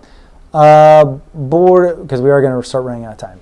Board secretary is generally responsible for the meeting minutes. You have to have minutes. They're official permanent documents. Here's some of the things you need to take care of.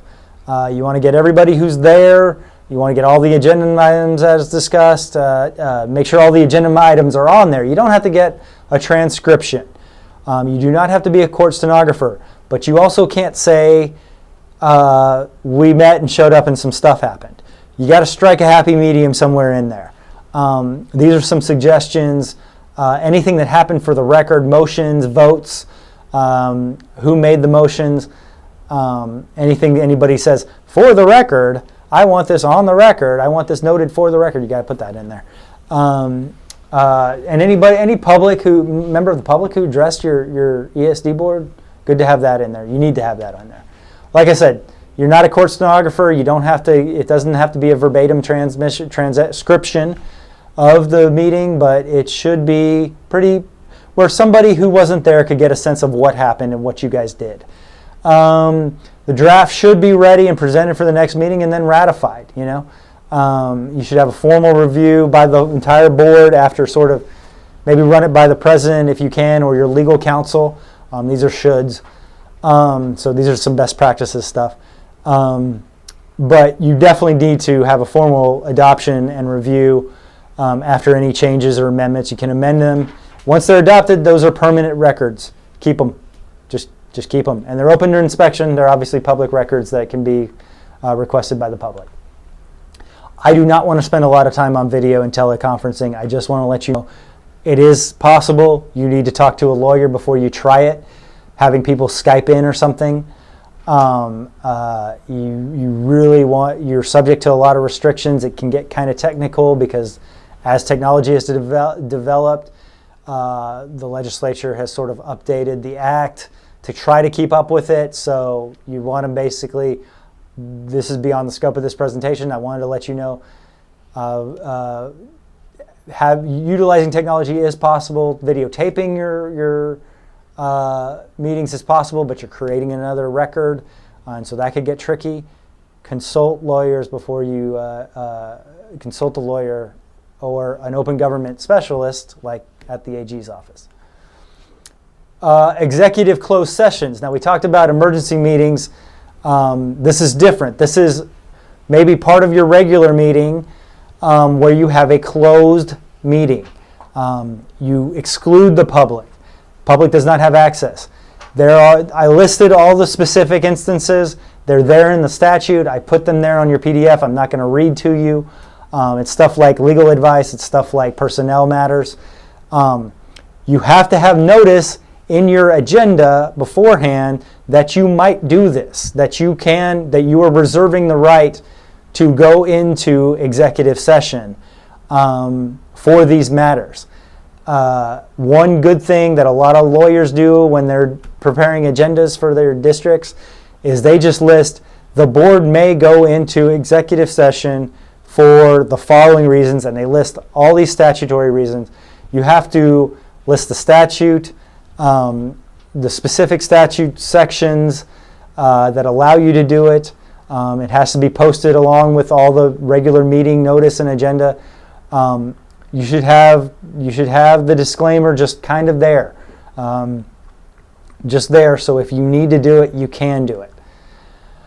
The presiding officer has to announce it. He or she has to say, at such and such time, today we are going into closed session. Everybody out who's not on the board or our legal counsel. Here's why we're doing it. Subject to section blah, blah, blah of the government code. Important, I bolded it. No action. You can't take votes in executive session. You can't do any sort of actions. You can just discuss stuff. That's pretty much it. Again, you have to then reconvene in public You have to come back out of executive session. You have to announce that it's finished and note the time so everybody knows how long you were in there for. The presiding officer basically notes for the record that no actions were taken. So everyone's cool, everyone's on the same page, nothing was done during closed session. And then you can call for a motion and say, we're voting on this. And that's fine, but the vote has to be in public. Can't make any recordings of that closed session. That's to preserve confidentiality. So, and you can't make that available. You can't make the recordings available to the public, to the public because it's a confidential matter, obviously. So, like I said, kind of with emergency meetings, but this is especially so with executive sessions. They go against everything we've been trying to do with open government. So it flies in the face of transparency. So they're going to be subject to scrutiny. Be very specific about why you're doing it and make sure you have the legal right. Make sure you have your lawyer who said, yeah, that's good. Just make sure. I don't want you going to executive session and making liberal use of this because it's really something that can get you in trouble. And it's not necessary, and it's a bad practice. We want to do our business open in the daylight figuratively speaking. Okay, part 5. Wait, part 5. I'm done? I'm done. We are at break part 2. Man, I am flying through this. It's because y'all aren't here live to ask me questions. So let me see if I can get what this question is talking about before we go to our second break and last break. Is it a conflict to be a special commissioner for condemnation and a commissioner on the ESD? I'm going to be honest. I don't know what a special commissioner for condemnation is. So I'm sorry about that. I can look it up, but I'm probably not going to be able to look it up during the break. I will try to get back to you at some point. Or you can let me know what a special commissioner for condemnation is. Another one, do ESD commissioners need to make their contact information public? Email, phone number, in case there's an open records request. Now, there are exceptions, like I said, and I'm looking at my director because I don't know the specifics of whether it has to.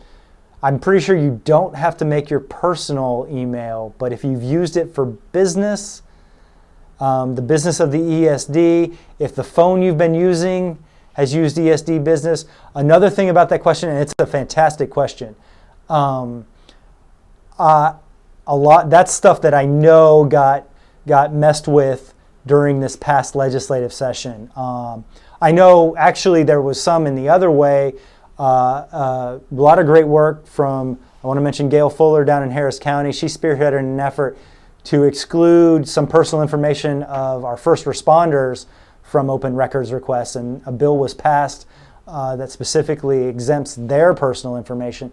As far as your personal phone number, like I said, I'm going to have to demur on that because I don't have the specific information. I'm pretty sure personal information can be redacted unless it was used for ESD business, which is where it kind of gets tricky.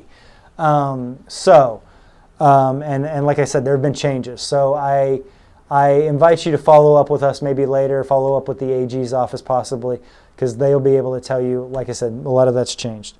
So a special commissioner for condemnation is a judge in an eminent domain case. That totally makes sense. I don't know. I don't know the answer to that question because I obviously don't know enough about that specific office. I'll do some research and try to get back to you because that's a really great question. And that may be subject to dual office holding restrictions, but for right now, I can't answer that question off the top of my head. We're going to a second break. We'll be back in 10 minutes. While we're away, I think Director Cliff has queued up another PBS report on the science of wildfires. So feel free to get up, use the restroom, grab some coffee, do whatever you need to do. We'll be back in about 10. So hope to see you back soon. We're in the home stretch now, folks. See you soon.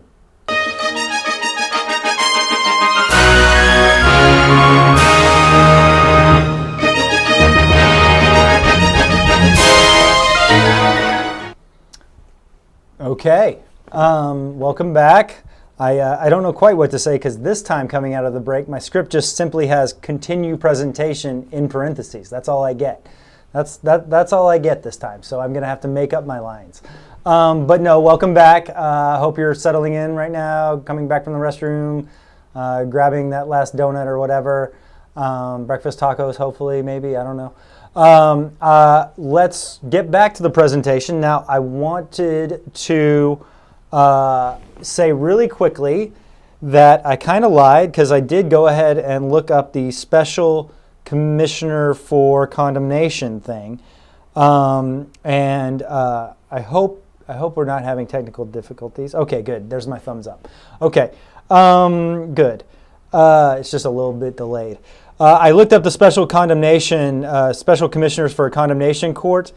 It looks like a judge just appoints those 3 disinterested real property owners. This is in the Property Code, Section 20, Chapter 21, 21.014.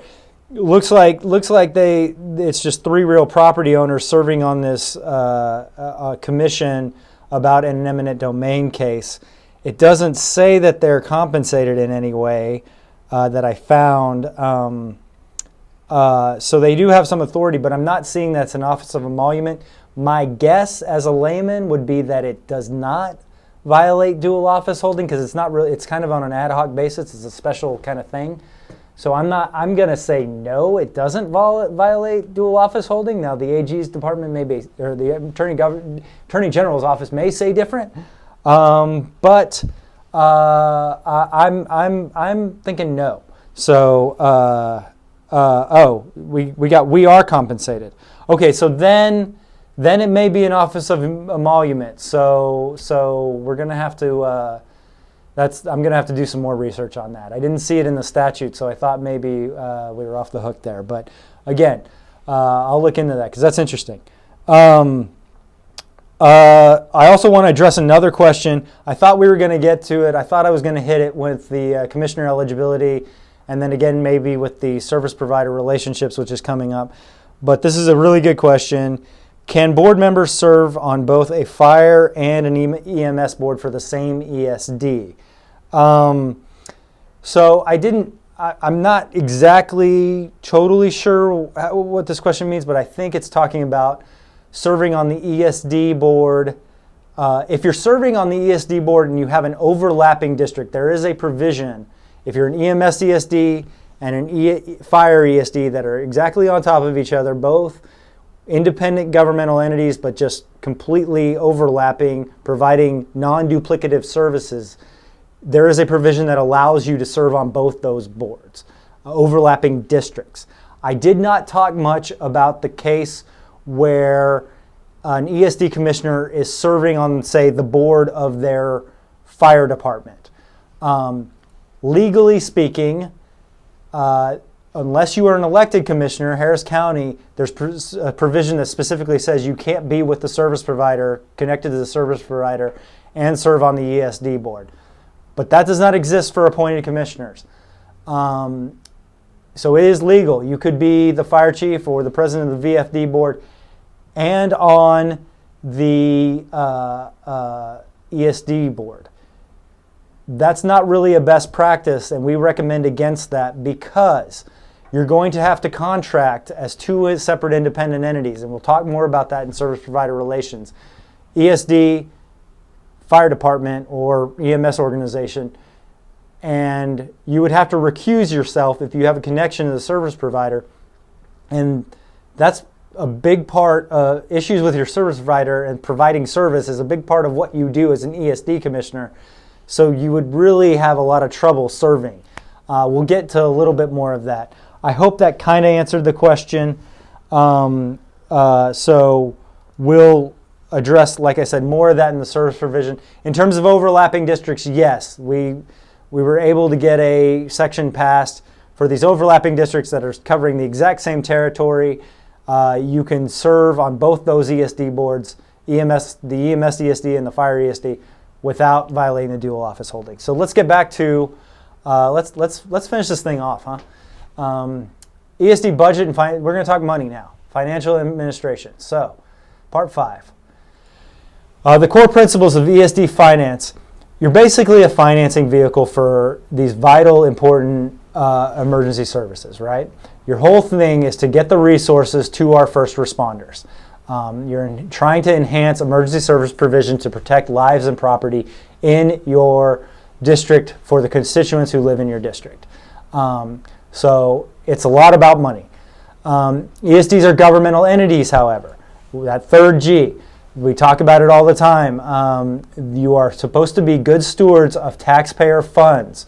Budgeting and stewardship and being able to show where the money went is so essential. I'm going to harp on it big time because this is the part of the presentation where I'm supposed to harp on it. You have to be responsible for that taxpayer money at all times. You have to know where you have to be able to show where it's going. It's an awesome responsibility. And sometimes you're volunteers, you're stepping up to the plate to do this job. It's not covered in glory. It's not really a stepping stone to higher political office. Hopefully you're not there for that reason. You're doing this because you care about your community, and it seems unfair sometimes to burden you with a lot of this responsibility and a lot of these obligations, but it's the way it has to be because we have to maintain the public trust. So that's my sermon. Let's move on. Okay, the largest source of revenue we usually see with ESDs is property tax. Governmental entities have to comply with truth in taxation.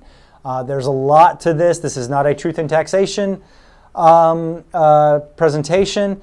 The Comptroller's Office has lots of great resources on handling truth in taxation.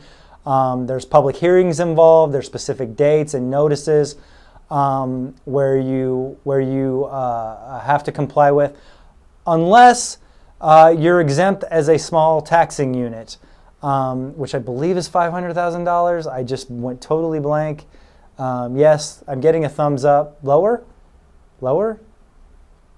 Below $500,000 in revenue and receipts. So a lot of you out there are going to be small taxing units that don't have to comply fully with the notice and hearings part of stuff. But there is a lot of stuff that you need to be aware of with truth in taxation, and we're not going to get too detailed on that.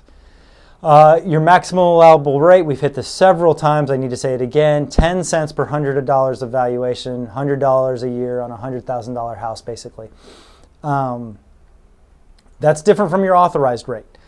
So you can be authorized only to what you were created at. If you're an RFPD that never changed and were just simply converted over to ESD, your authorized rate's 3 cents. If you were created because you didn't think 10 cents would pass with the voters, so you created your ESD at 6 cents, and that was on the ballot, 6 cents is your authorized rate. And you can't go above that just because the Constitution allows ESDs up to 10 cents. You have to raise your tax cap and have an election to do so. So it's all subject to voter approval, that grassroots G that we talk about. You have to get approval from the voters if you weren't created at 10 cents. Okay, so we've reached that point of the presentation. There are big changes that happened. It made a lot of news. This was not something that flew under the radar. Senate Bill 2 was major property tax reform. It was reform to the transparency aspects of property tax. It was transparency to the rate calculation and how local governmental entities can tax. This is not the time, and I am not the person probably, to discuss in-depth, detailed Senate Bill 2. If you have a lot of Senate Bill 2 questions, if you were hoping to get a huge amount on SB 2 during this presentation, I'm sorry. That's not what we're going to get into. We'll give you your money back. Director Cliff is shaking his head. We will not give you your money back, but we will try to address your concerns offline. I have done a lot of the calculations using some of the old tax numbers for all the ESDs. and how Senate Bill 2 would affect their rate calculation. And I can walk you through some of that. Call us at the office. We're still really researching this.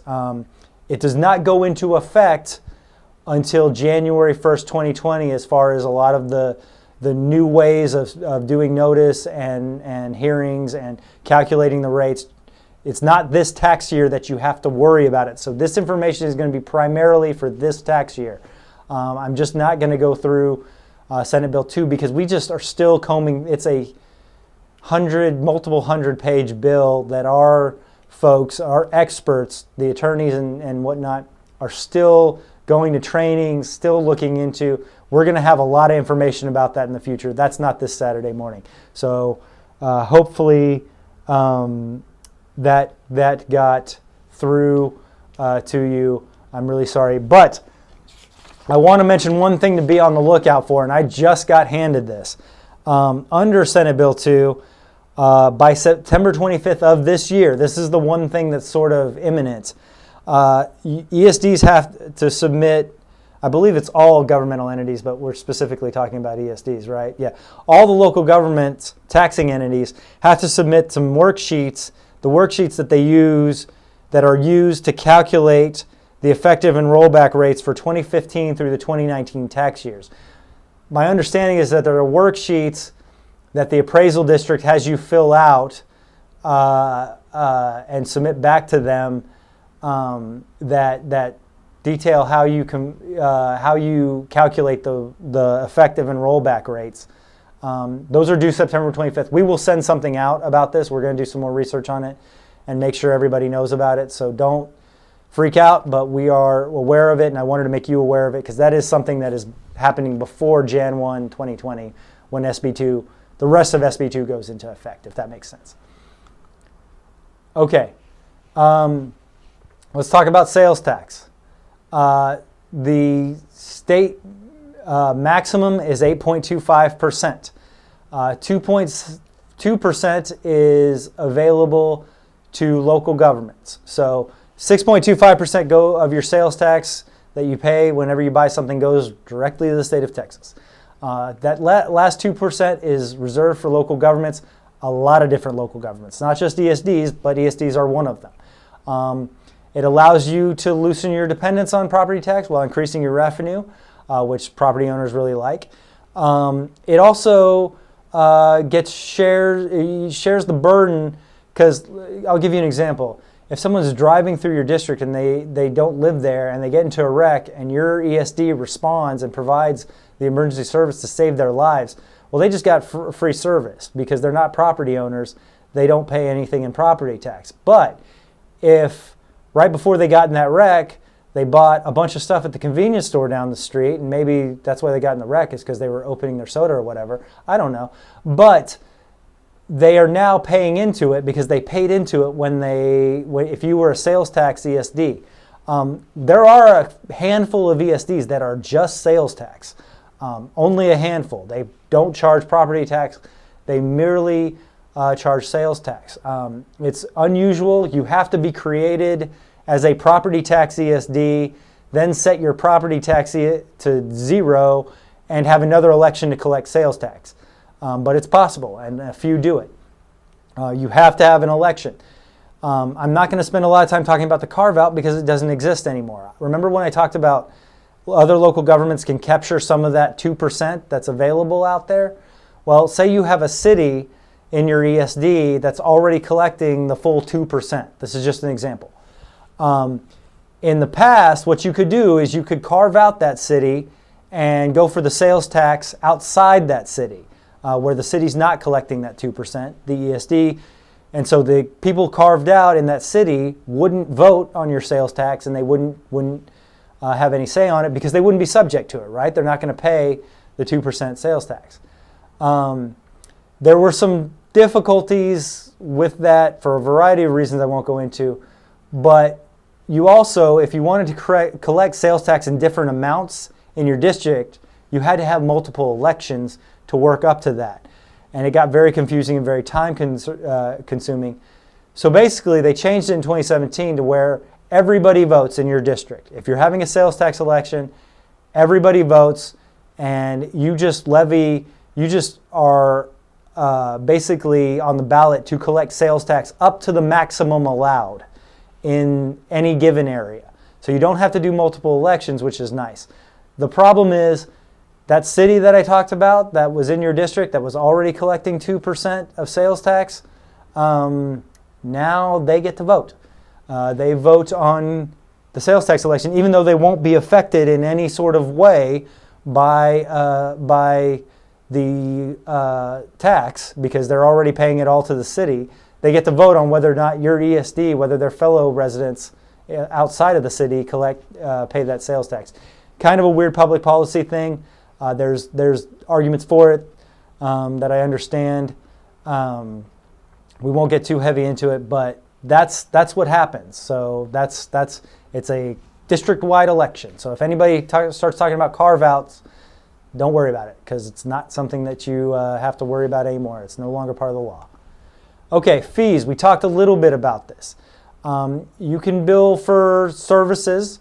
We talked about how it's more prevalent in EMS, but you have to have a public hearing to adopt false alarm fees. I just want that on there as another source of revenue. The ESD budget. You must adopt a budget. That's just what you have to do. We're not going to get too heavy into budgeting right now and the ramifications of budgeting. That's a separate presentation. But the important principle I want to talk about here is that the ESD is not an ATM for your service provider, nor should the ESD be extending blank checks to your service provider. Now, this sometimes happens not with bad people or nefarious individuals, but sometimes when your ESD is created, it's created a lot of times by your local service provider, generally like a volunteer fire department, who's struggling, bake sales, fish fries, not getting it done, so they create the ESD. And when the ESD gets created, sometimes, not always, but sometimes they get dollar figures in their eyes, because they've now, for the first time in their existence of their department, they've actually got some sort of stable financing.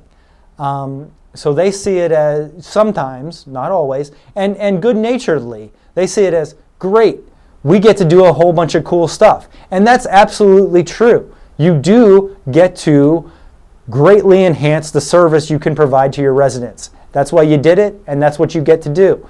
But it all has to be accounted for. It all has to show where it went. So it should not just be, we got $50,000 in tax revenue this year, and we wrote a check for $50,000 to the fire department, and I'm sure they're doing a great job because they're providing service. Can't be that. You gotta get a little more detail than that. It's that last G in the gig. Governments. You're a government. You have to be responsible for the taxpayer. You must show the public where the money went. We'll talk about the very basics of budgeting, right? You are a balanced budget. You're not the federal government. You can't do deficit spending. You can't print more money if you need it. So you can't issue your own currency. So you have to have a balanced budget. You want to estimate your revenues. These are some best practices things. Estimate your revenues high. Estimate your revenues low. Estimate your expenditures high. Go on the high side for expenditures. Always be conservative when you're allowing, and then you can be surprised when you actually have more money on hand. But be realistic. Do what you need to do to provide service. Reserves. I get this question all the time. Can an ESD have reserves? Absolutely. That can be part of your balanced budget, is a portion going into reserves. Some of you out there are like, again, we're just trying to keep the lights on and gas in the trucks. We can't even think about reserves. We're living month to month. Understand, totally. It's nice to try to put something away. Savings are always good. The minimum recommended is 10% of your annual budget just to have on reserve. 3 to 6 months operating expenses of your operating is absolutely normal. Some people get really angsty. We see in some of our larger revenue districts, people start complaining about, hey, there's a lot of the CSD has a ton of money on hand. Some of these multi-million-dollar ESDs might have a couple million on hand. That's actually kind of okay, because that's usually, some of these big guys, that's a portion, just a small portion of their yearly operating budget. And as we saw with like a huge natural disaster, your tax base can get wiped out pretty soon, pretty quickly, and your responsibility to provide services is still there. So we advocate for reserves if you, it's nice if you can get them. It's also important for capital outlays. Here's where we hit that strategic plan again. If you're going to be making capital outlays, investments, big ticket items, building fire stations, buying fire trucks, then you're going to need to have a plan for that. You don't want to just do it willy-nilly. So that's where the strategic plan, you can have a 5-year plan that says, hey, we budgeted for this, and now we're actually buying this truck, 3 years ahead of 3 years into our strategic plan. Okay, here's some methods. The incremental method is a traditional method. It's basically, okay, well, here's everything we spent last year. Let's give it a 2% bump for rising inflation costs, whatever. Not great, because it's sort of, it can work, but it doesn't take into account a lot of factors. You don't want to get into, we do things just because that's the way we've always done it. It also makes you kind of, budgeting, use it or lose it kind of thing. You put X amount in the budget because you needed it last year. Well, maybe you don't need it this year. And you don't want to have it you want to evaluate everything, basically. So that's why we talk about zero balance. Everything starts with a 0 in your balance of each line item, and you justify those expenditures. You want to prioritize where the money needs to go, because what worked last year or 3 years ago or 5 years ago may not be what's working for your ESD anymore. It provides for cost efficiency. It can be a lot of work. So maybe there's a modified zero balance budgeting, which is you basically use last year's numbers as a guide, but you evaluate them, you take them back to the studs a little bit. So you use history as a guide, but you don't become over-reliant on it. That's a little bit about the methods. Okay,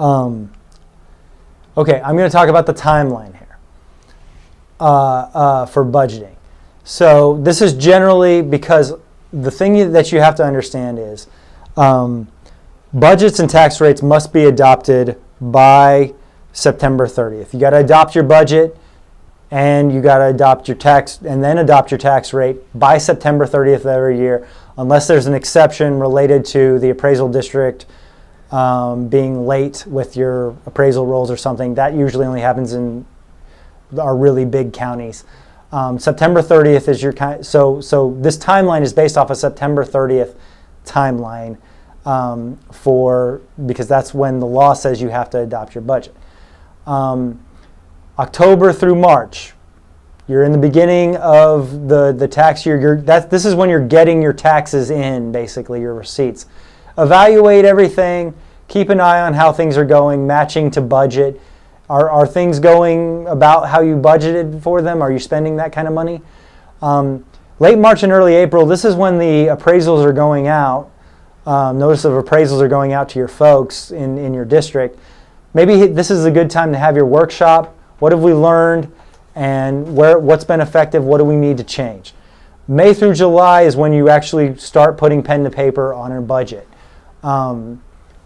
Because that's when, at some point in there, you should receive notice of your appraised value, your general, how much your appraised value is. So then you can take that appraised value, multiply it by the tax rate, divide by 100, and then multiply it by the tax rate. And then you have kind of an idea of the amount of money that's going to be coming in.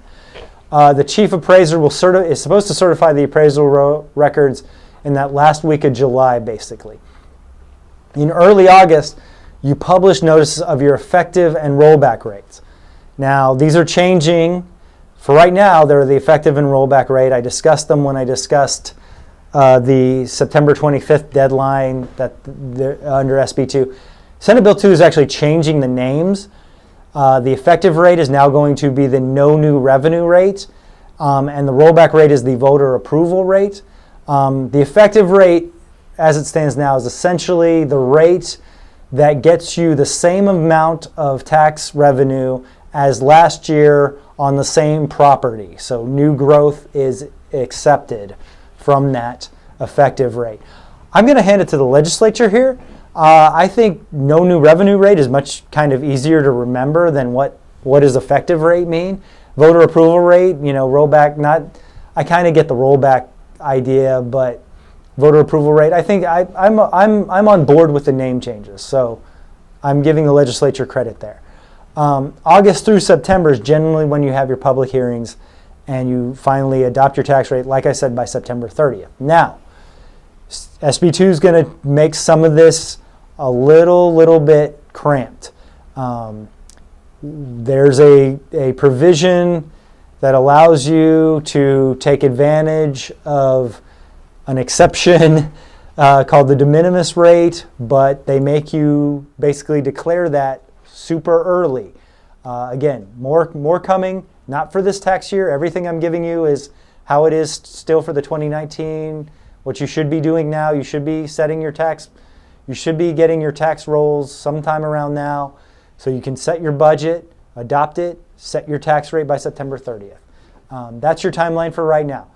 Some stuff is going to change. This will still be the basic thing. The September 30th doesn't change under SB2, but some things will change, so stand by. Let's talk about the audit. I need to go back and say something. The rollback rate is 8% above the effective rate.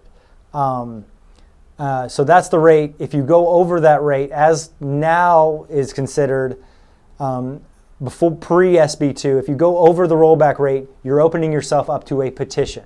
So 8% over the effective rate is the rollback rate. If you go over the rollback rate with your taxes that you adopt, then the voters can do a petition, go through the process that's in the statute, and have an election to roll you back to the previous year's rate.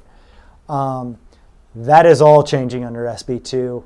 It's the voter approval rate, no longer called the rollback rate. The voter approval rate is going to be 3.5% for all ESDs, unless you're able to take advantage of an exception. We'll get there at a future date, I promise. We'll have plenty of information about that. Not valid for this tax year, but I do want to mention the rollback rate, 8%. This is the last year of that, and so it may be something you need to know about. Okay, now let's talk about the audit. The audit is required to be filed with the County Commissioners Court every year, no matter who you are, what county you're in. The deadline, this is for non-Harris County. ESDs are located wholly in one county shall prepare and file an audit report of the ESD's fiscal account and records with the county not later than June 1st. June 1st is your deadline. That's it. Not Harris. Harris, July 1st. That's your deadline if we still have somebody watching from Harris. The person who performs the audit has to be a CPA. Like I said, you can't have your own bookkeeper do it. Failure to comply. This is harsh.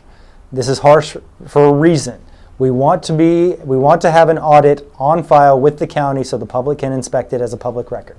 So if an ESD, other than Harris County, fails to complete and file the required audit report by September 1st, and the county auditor hasn't been ordered to prepare, because you can have, the county judge does have the latitude to order the county auditor to do the audit.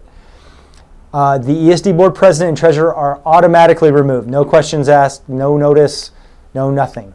They're gone if you haven't done it by September 1st. So the Commissioner Court, and it's just like any other vacancy, the Commissioner Court can fill that vacancy. Very harsh, very serious, because they want you to be serious. This is one of the most, of all the ESD laws, this is the one with the most teeth, and for good reason. You need to be able to show the public where the money went. So June 1st is when it's due, but you kind of have the summer to get things together to kind of get it done, because September 1st the axe falls, and that's no kidding. So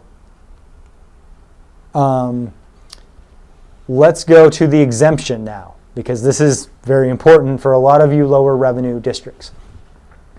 You may prepare and file a compiled financial statement. Basically, it's not the full, audits can run you, what, $5-6 grand? I've heard of an audit costing 10 grand. If you're a $40,000 ESD a year ESD, you don't have that money needs to be going to your first responders. You can make a case even in the larger that the money should be going to first responders, but it's an incremental thing, relative. You can do compiled financial statements, which is basically a true accounting of your financial statements, showing where the money went. But it's basically, instead of an auditor coming in and doing the full thing, you swear that this is what it is. You still have to file it with the county commissioner's court. The deadlines are still the same.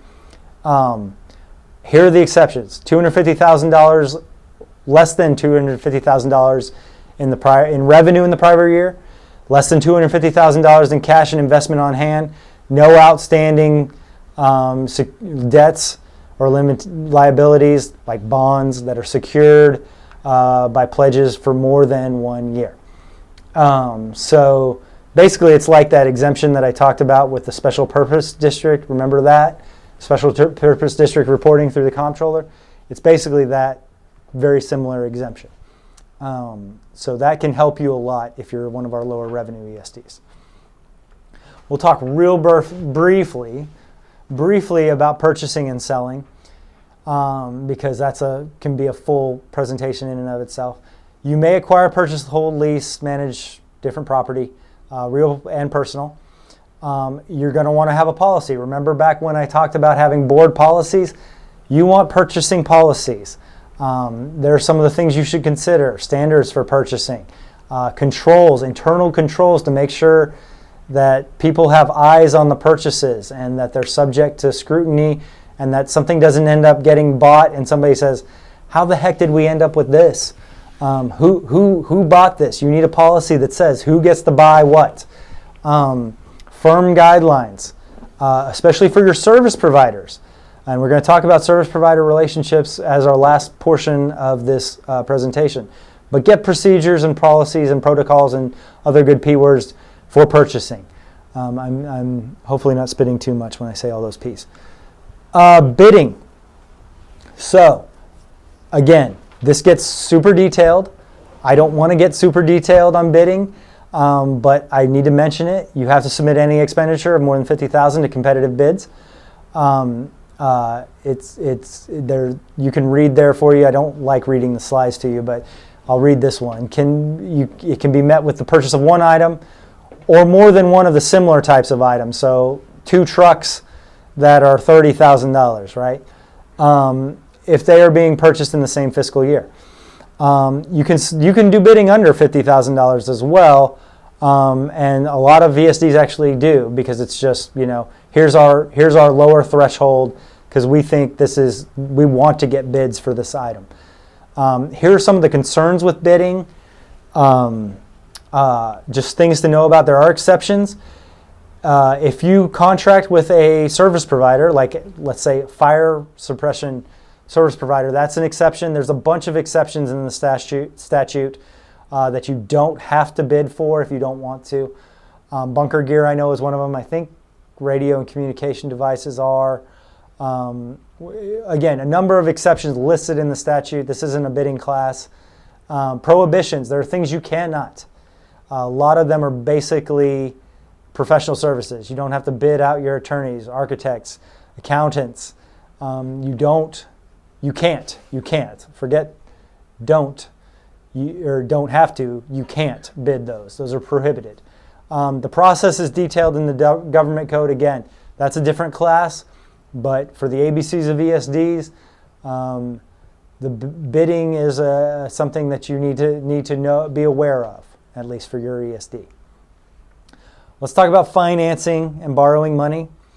You can't bind itself beyond the current year unless you're doing it through a bond or a loan. You can't. That's the only way you can commit to money in excess of a year. Commit to an obligation in excess of a year.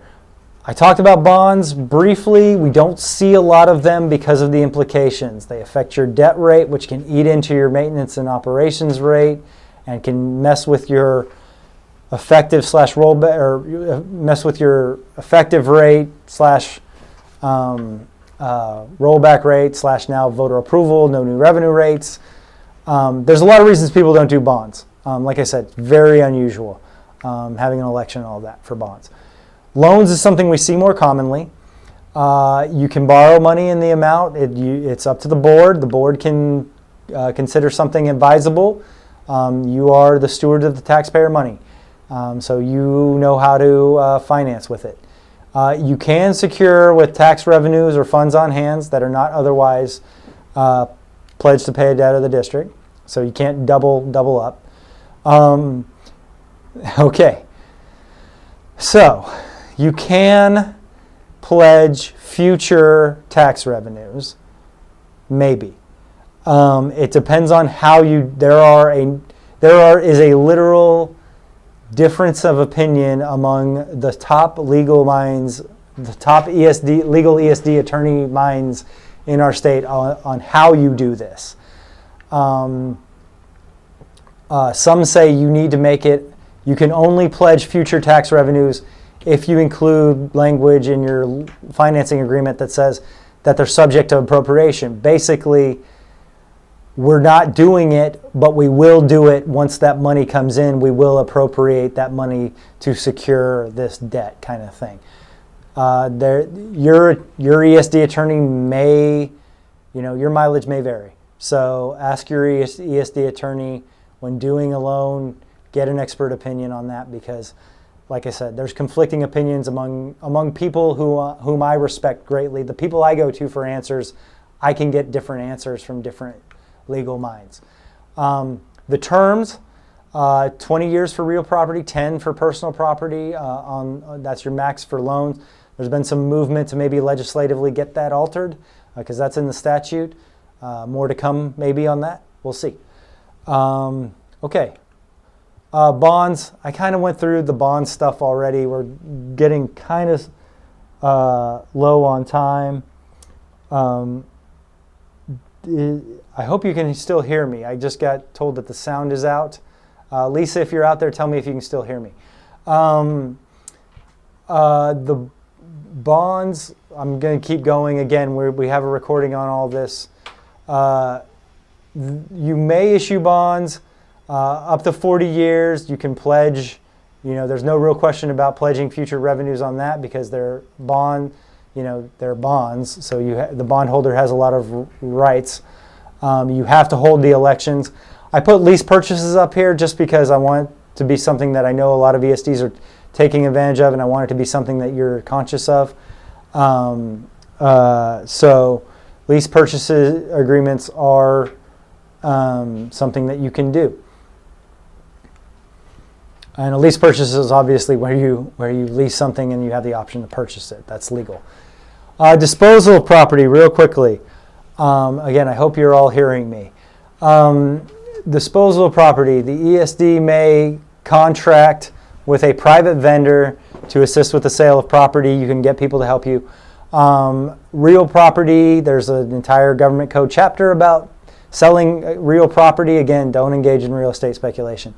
There's a difference between surplus and salvage property, and the statute tells you different ways to deal with that, getting rid of surplus and salvage property. Surplus is stuff that's still good. You just have too much of it. Salvage property is basically, it's not really of any value or use. So let's talk about real briefly surplus salvage, because there's different ways to deal with it. This is a little in-depth, but I don't mind going into it. Fair market value, surplus, you have to sell it for fair market value. If it's still getting the NFPA standards, it had to have met the NFPA standards that were in effect when you bought it and at the time that you're selling it. And it has to go to a volunteer fire department as defined by the statute or another ESD. Can't just sell off surplus property and make money.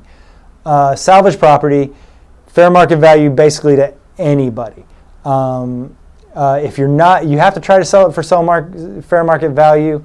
If you can't get fair market value on it, you can get rid of it. Fair market value determination is subject to the board, so that's you guys. you have some latitude there. Investing, as promised, I told you I'd talk about the Public Funds Investment Act. So you can invest ESD funds, which is pretty much a smart thing to do on behalf of your taxpayers, as long as it's done responsibly. You don't want just money just sitting there if you have more money than you can spend right now. You want that money to try to make money. The Public Funds Investment Act governs, obviously, investing public funds. As long as you invest in the following things, obligations guaranteed by government bonds, basically, CDs and share certificates, or investment pools, like there's text pool, there's some government investment pools that are specifically okay. Those are things you can invest in without getting additional PFIA training. If you want to get a little more fancy than that, if you want to go beyond those things and invest in other instruments, you can do that, but you have to get additional Public Funds Investment Act training as required by the Act, and that can be pretty heavy. You see there the people who have to do it. That can all be the same person, the Chief Investment Officer, CFO, Treasurer. That can all be your treasurer, basically. But he or she has to go get PFIA training if you're getting out there in terms of your investment vehicles that you want to invest in. And it's fine. It's been done. A lot of people have done it, larger revenue ESDs especially. But that's necessary. Again, if you're not investing or you're just investing in those items, that is an exception to the Act. I want it very clear that you do not have to go run out and get PFIA training just because you're investing or just because you think you're on the ESD board. So if and you have to have if you are investing, though, you do have to have a written report of your investments, at least quarterly, presented to the board as a public record, so everybody can, again, see where all the money's going. This is the most important financial ESD principle. I already mentioned it. I gave a big soapbox lecture about it. I won't do it again. I'm kidding. I'll probably do it again. The ESD is not an ATM service provider for the service provider. You are not giving a blank check to the service provider. You are stewards of the taxpayers' money. That money it's not your money, it's not the ESD's money, really. You're just in charge of the taxpayers' money. They created you to provide service and to watch out for their expenditures and watch out for how their money is being spent. So you need to make sure and account for it all. And I'm pretty serious about that, because if the public trust goes away in ESDs, that's it. That's the whole thing. That we lose the whole thing. And we have seen bad apples, unfortunately, but they're very few. There are very few people who are trying to actually scam and scheme and steal money. The bigger problem, I would say, is people who just are maybe too trusting, or just don't quite cross all their T's and dot all their I's. And you got to keep, I'm getting told to wrap it up because I'm sermonizing too much. Make sure you know where the money went, and you can show the money, how the taxpayer funds were spent. There. Let's go to providing services. This is the last little thing we got to do. And I guess with the breaks, because those videos were so awesome, we're running up against it. So there are two main ways that we see service provided. Contracting services, this is more the default. It's an arm's length transaction. The ESD, as one entity, comes in and says, okay, you can't see my hand. The ESD comes in and says, we're one separate entity. We want you, such and such VFD, to provide fire protection for our district. Generally, it's a VFD or a fire department or an EMS organization that's already existing in that area. Sometimes not, but we want you to provide service. It's just like getting somebody to be your lawyer or your accountant, or you're painting your house or something. You're hiring somebody to do a service. There's also the do-it-yourself method. I haven't figured out a good name. Some call it the top-down method. Some call it just simply the ESD as service provider method, which is a mouthful. But it's the ESD becoming the service provider. The ESD hires the chief. The ESD hires and fires or at least controls the recruitment and retention, if you're volunteers, of your fire department or other organization. You are the service provider. The default is obviously the first one, contracting. But we are seeing more and more ESDs, especially as they get bigger in the more suburban areas. We're seeing them more become basically fire departments. The ESD where I live, Travis County ESD 2, is essentially the Pflugerville Fire Department. It is the Pflugerville Fire Department. And the citizens of Pflugerville, I would say the vast majority, have no idea that it's the ESD that's actually their fire department. That's a whole different issue in outreach and branding. Let's talk about some special issues with service provision, multiple service providers. When you have more than one provider in the district, some of you, when you're creating your district, you say, well, should I just do one district based on my department's service area, or should we get everybody in the county? It depends. If it's what's good for your area. We've seen, if there's anybody on from Smith 2, I think they have 13 departments in their district. I think I've seen up to 17. Johnson County, I know, has a bunch. A lot of folks have multiple service providers. They make it work. The big question there is you have a lot of mouths to feed. You have a lot of kids at the table. How are you going to divvy everything up? Do you just divide by 12 or however many service providers? Do you do it on a per call basis? Do you do the area of territory that's covered? Because some people could say, well, we didn't have a lot of calls last year, but we do have a lot of calls this year because they're building in our district. Do you just make the fire department do a budgetary request, which you should do anyway, and apportion it based on who has the budget? Well, of course, everybody's going to ask for, an amount that may not be feasible when you divvy up the whole pie. So there's a lot of issues with multiple service providers. Ownership of assets. This will be my last sermon of the day, I promise. Who owns the stuff? Well, there's long since been a provision in common law that's constructive trust, where if it's bought with taxpayer money, the taxpayers still own it. And the governmental entity holds it in trust for the citizenry. Apparently that wasn't good enough for everybody, so we went ahead and put it in the law in 775. Property and land that's acquired with ESD money remains the property of the ESD / in trust for the taxpayers.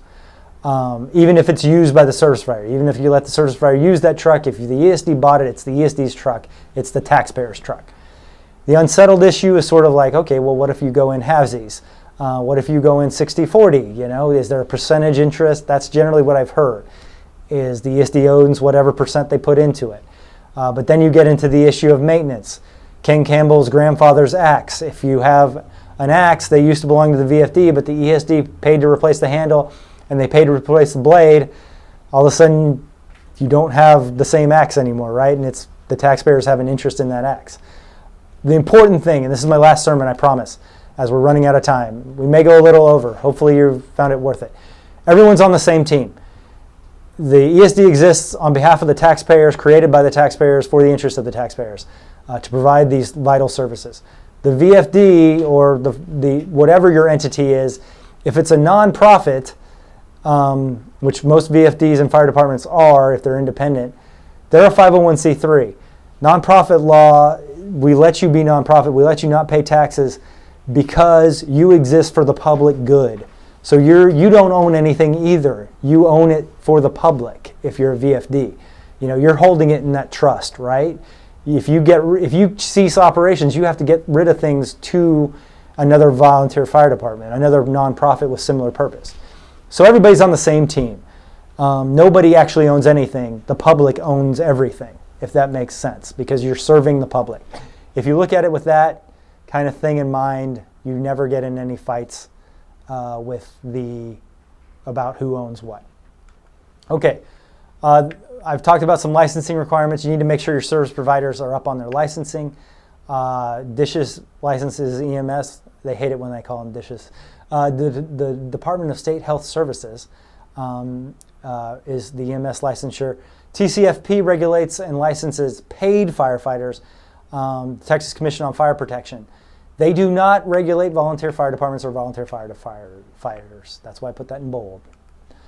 The ESD must have a formal contractual relationship with the service provider if you're doing it that way.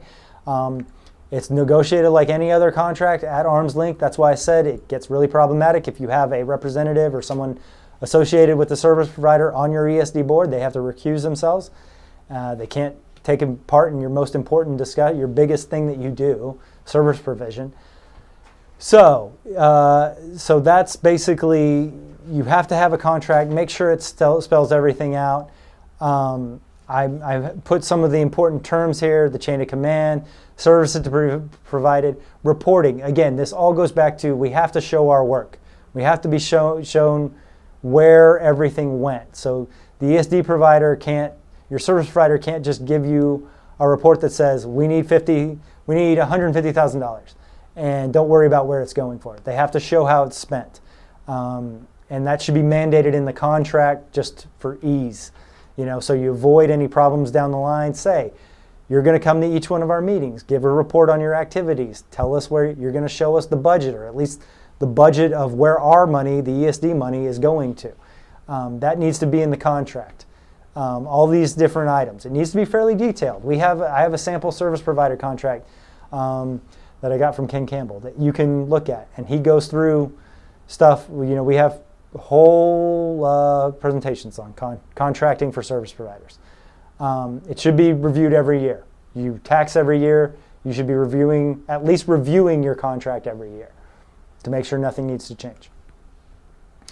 The ESD must be able to verify where the money went. So the detailed budget for their items, the items that were garnered with ESD funds, should be provided to the ESD. And it should also, for liability concerns, make sure that they state that they're an independent contractor. They have their own agency. You don't want to be liable if you don't have control over them. That makes sense, hopefully. And that gets a little technical on the liability stuff. Consult legal counsel. I promise I'm almost done. Liability, immunity, indemnification. Again, this is a little bit beyond what we want to talk about here. These first responders are putting their lives on the line. It's very dangerous work that they're doing. You need to kind of approach that gravitas of that situation and what they do every day in the contract and make sure everybody's handled, indemnified, all that stuff. Everybody has insurance. There are organizations that provide firefighter insurance. Check them out.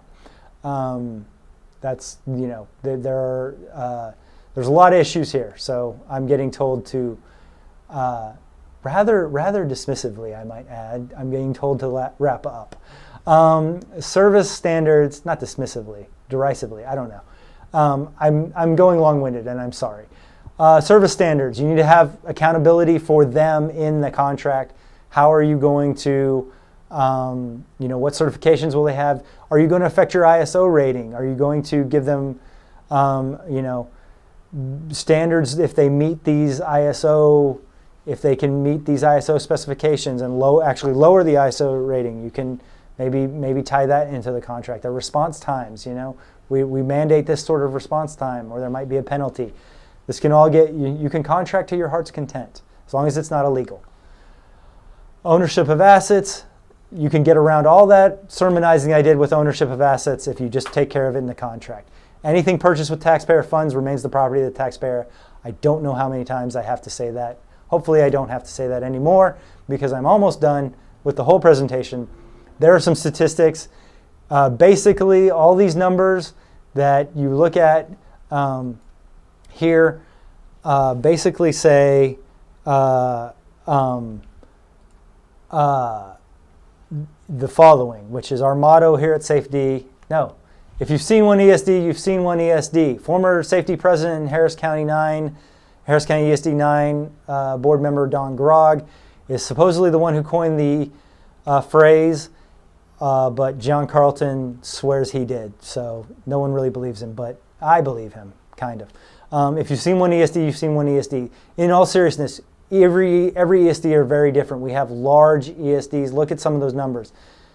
we have ESDs that collect 50 million in taxes, in total taxes between sales tax. We have some of you that are under $100,000. There's a lot of different, you've got to do what's right for your ESD, and safety wants to represent all ESDs. So we've heard a lot from the big guys, higher revenue. We want to hear from the smaller revenue. I know a lot of y'all being created are smaller, lower revenue. Please get active in safety. Do as much as you can. I'm always here. We're always here, ready and willing to go and answer whatever problems you might have. So hopefully you'll join, and we'll do all the good things like annual conferences and trainings. We have plenty of trainings coming up. And we also do legislative advocacy because, unfortunately, you are affected by the things the legislature does. And so we need to have a voice down there, and we try to represent all ESDs at the legislature. So that's me. Those are my questions. That's my information. How to get a hold of me. Call me anytime.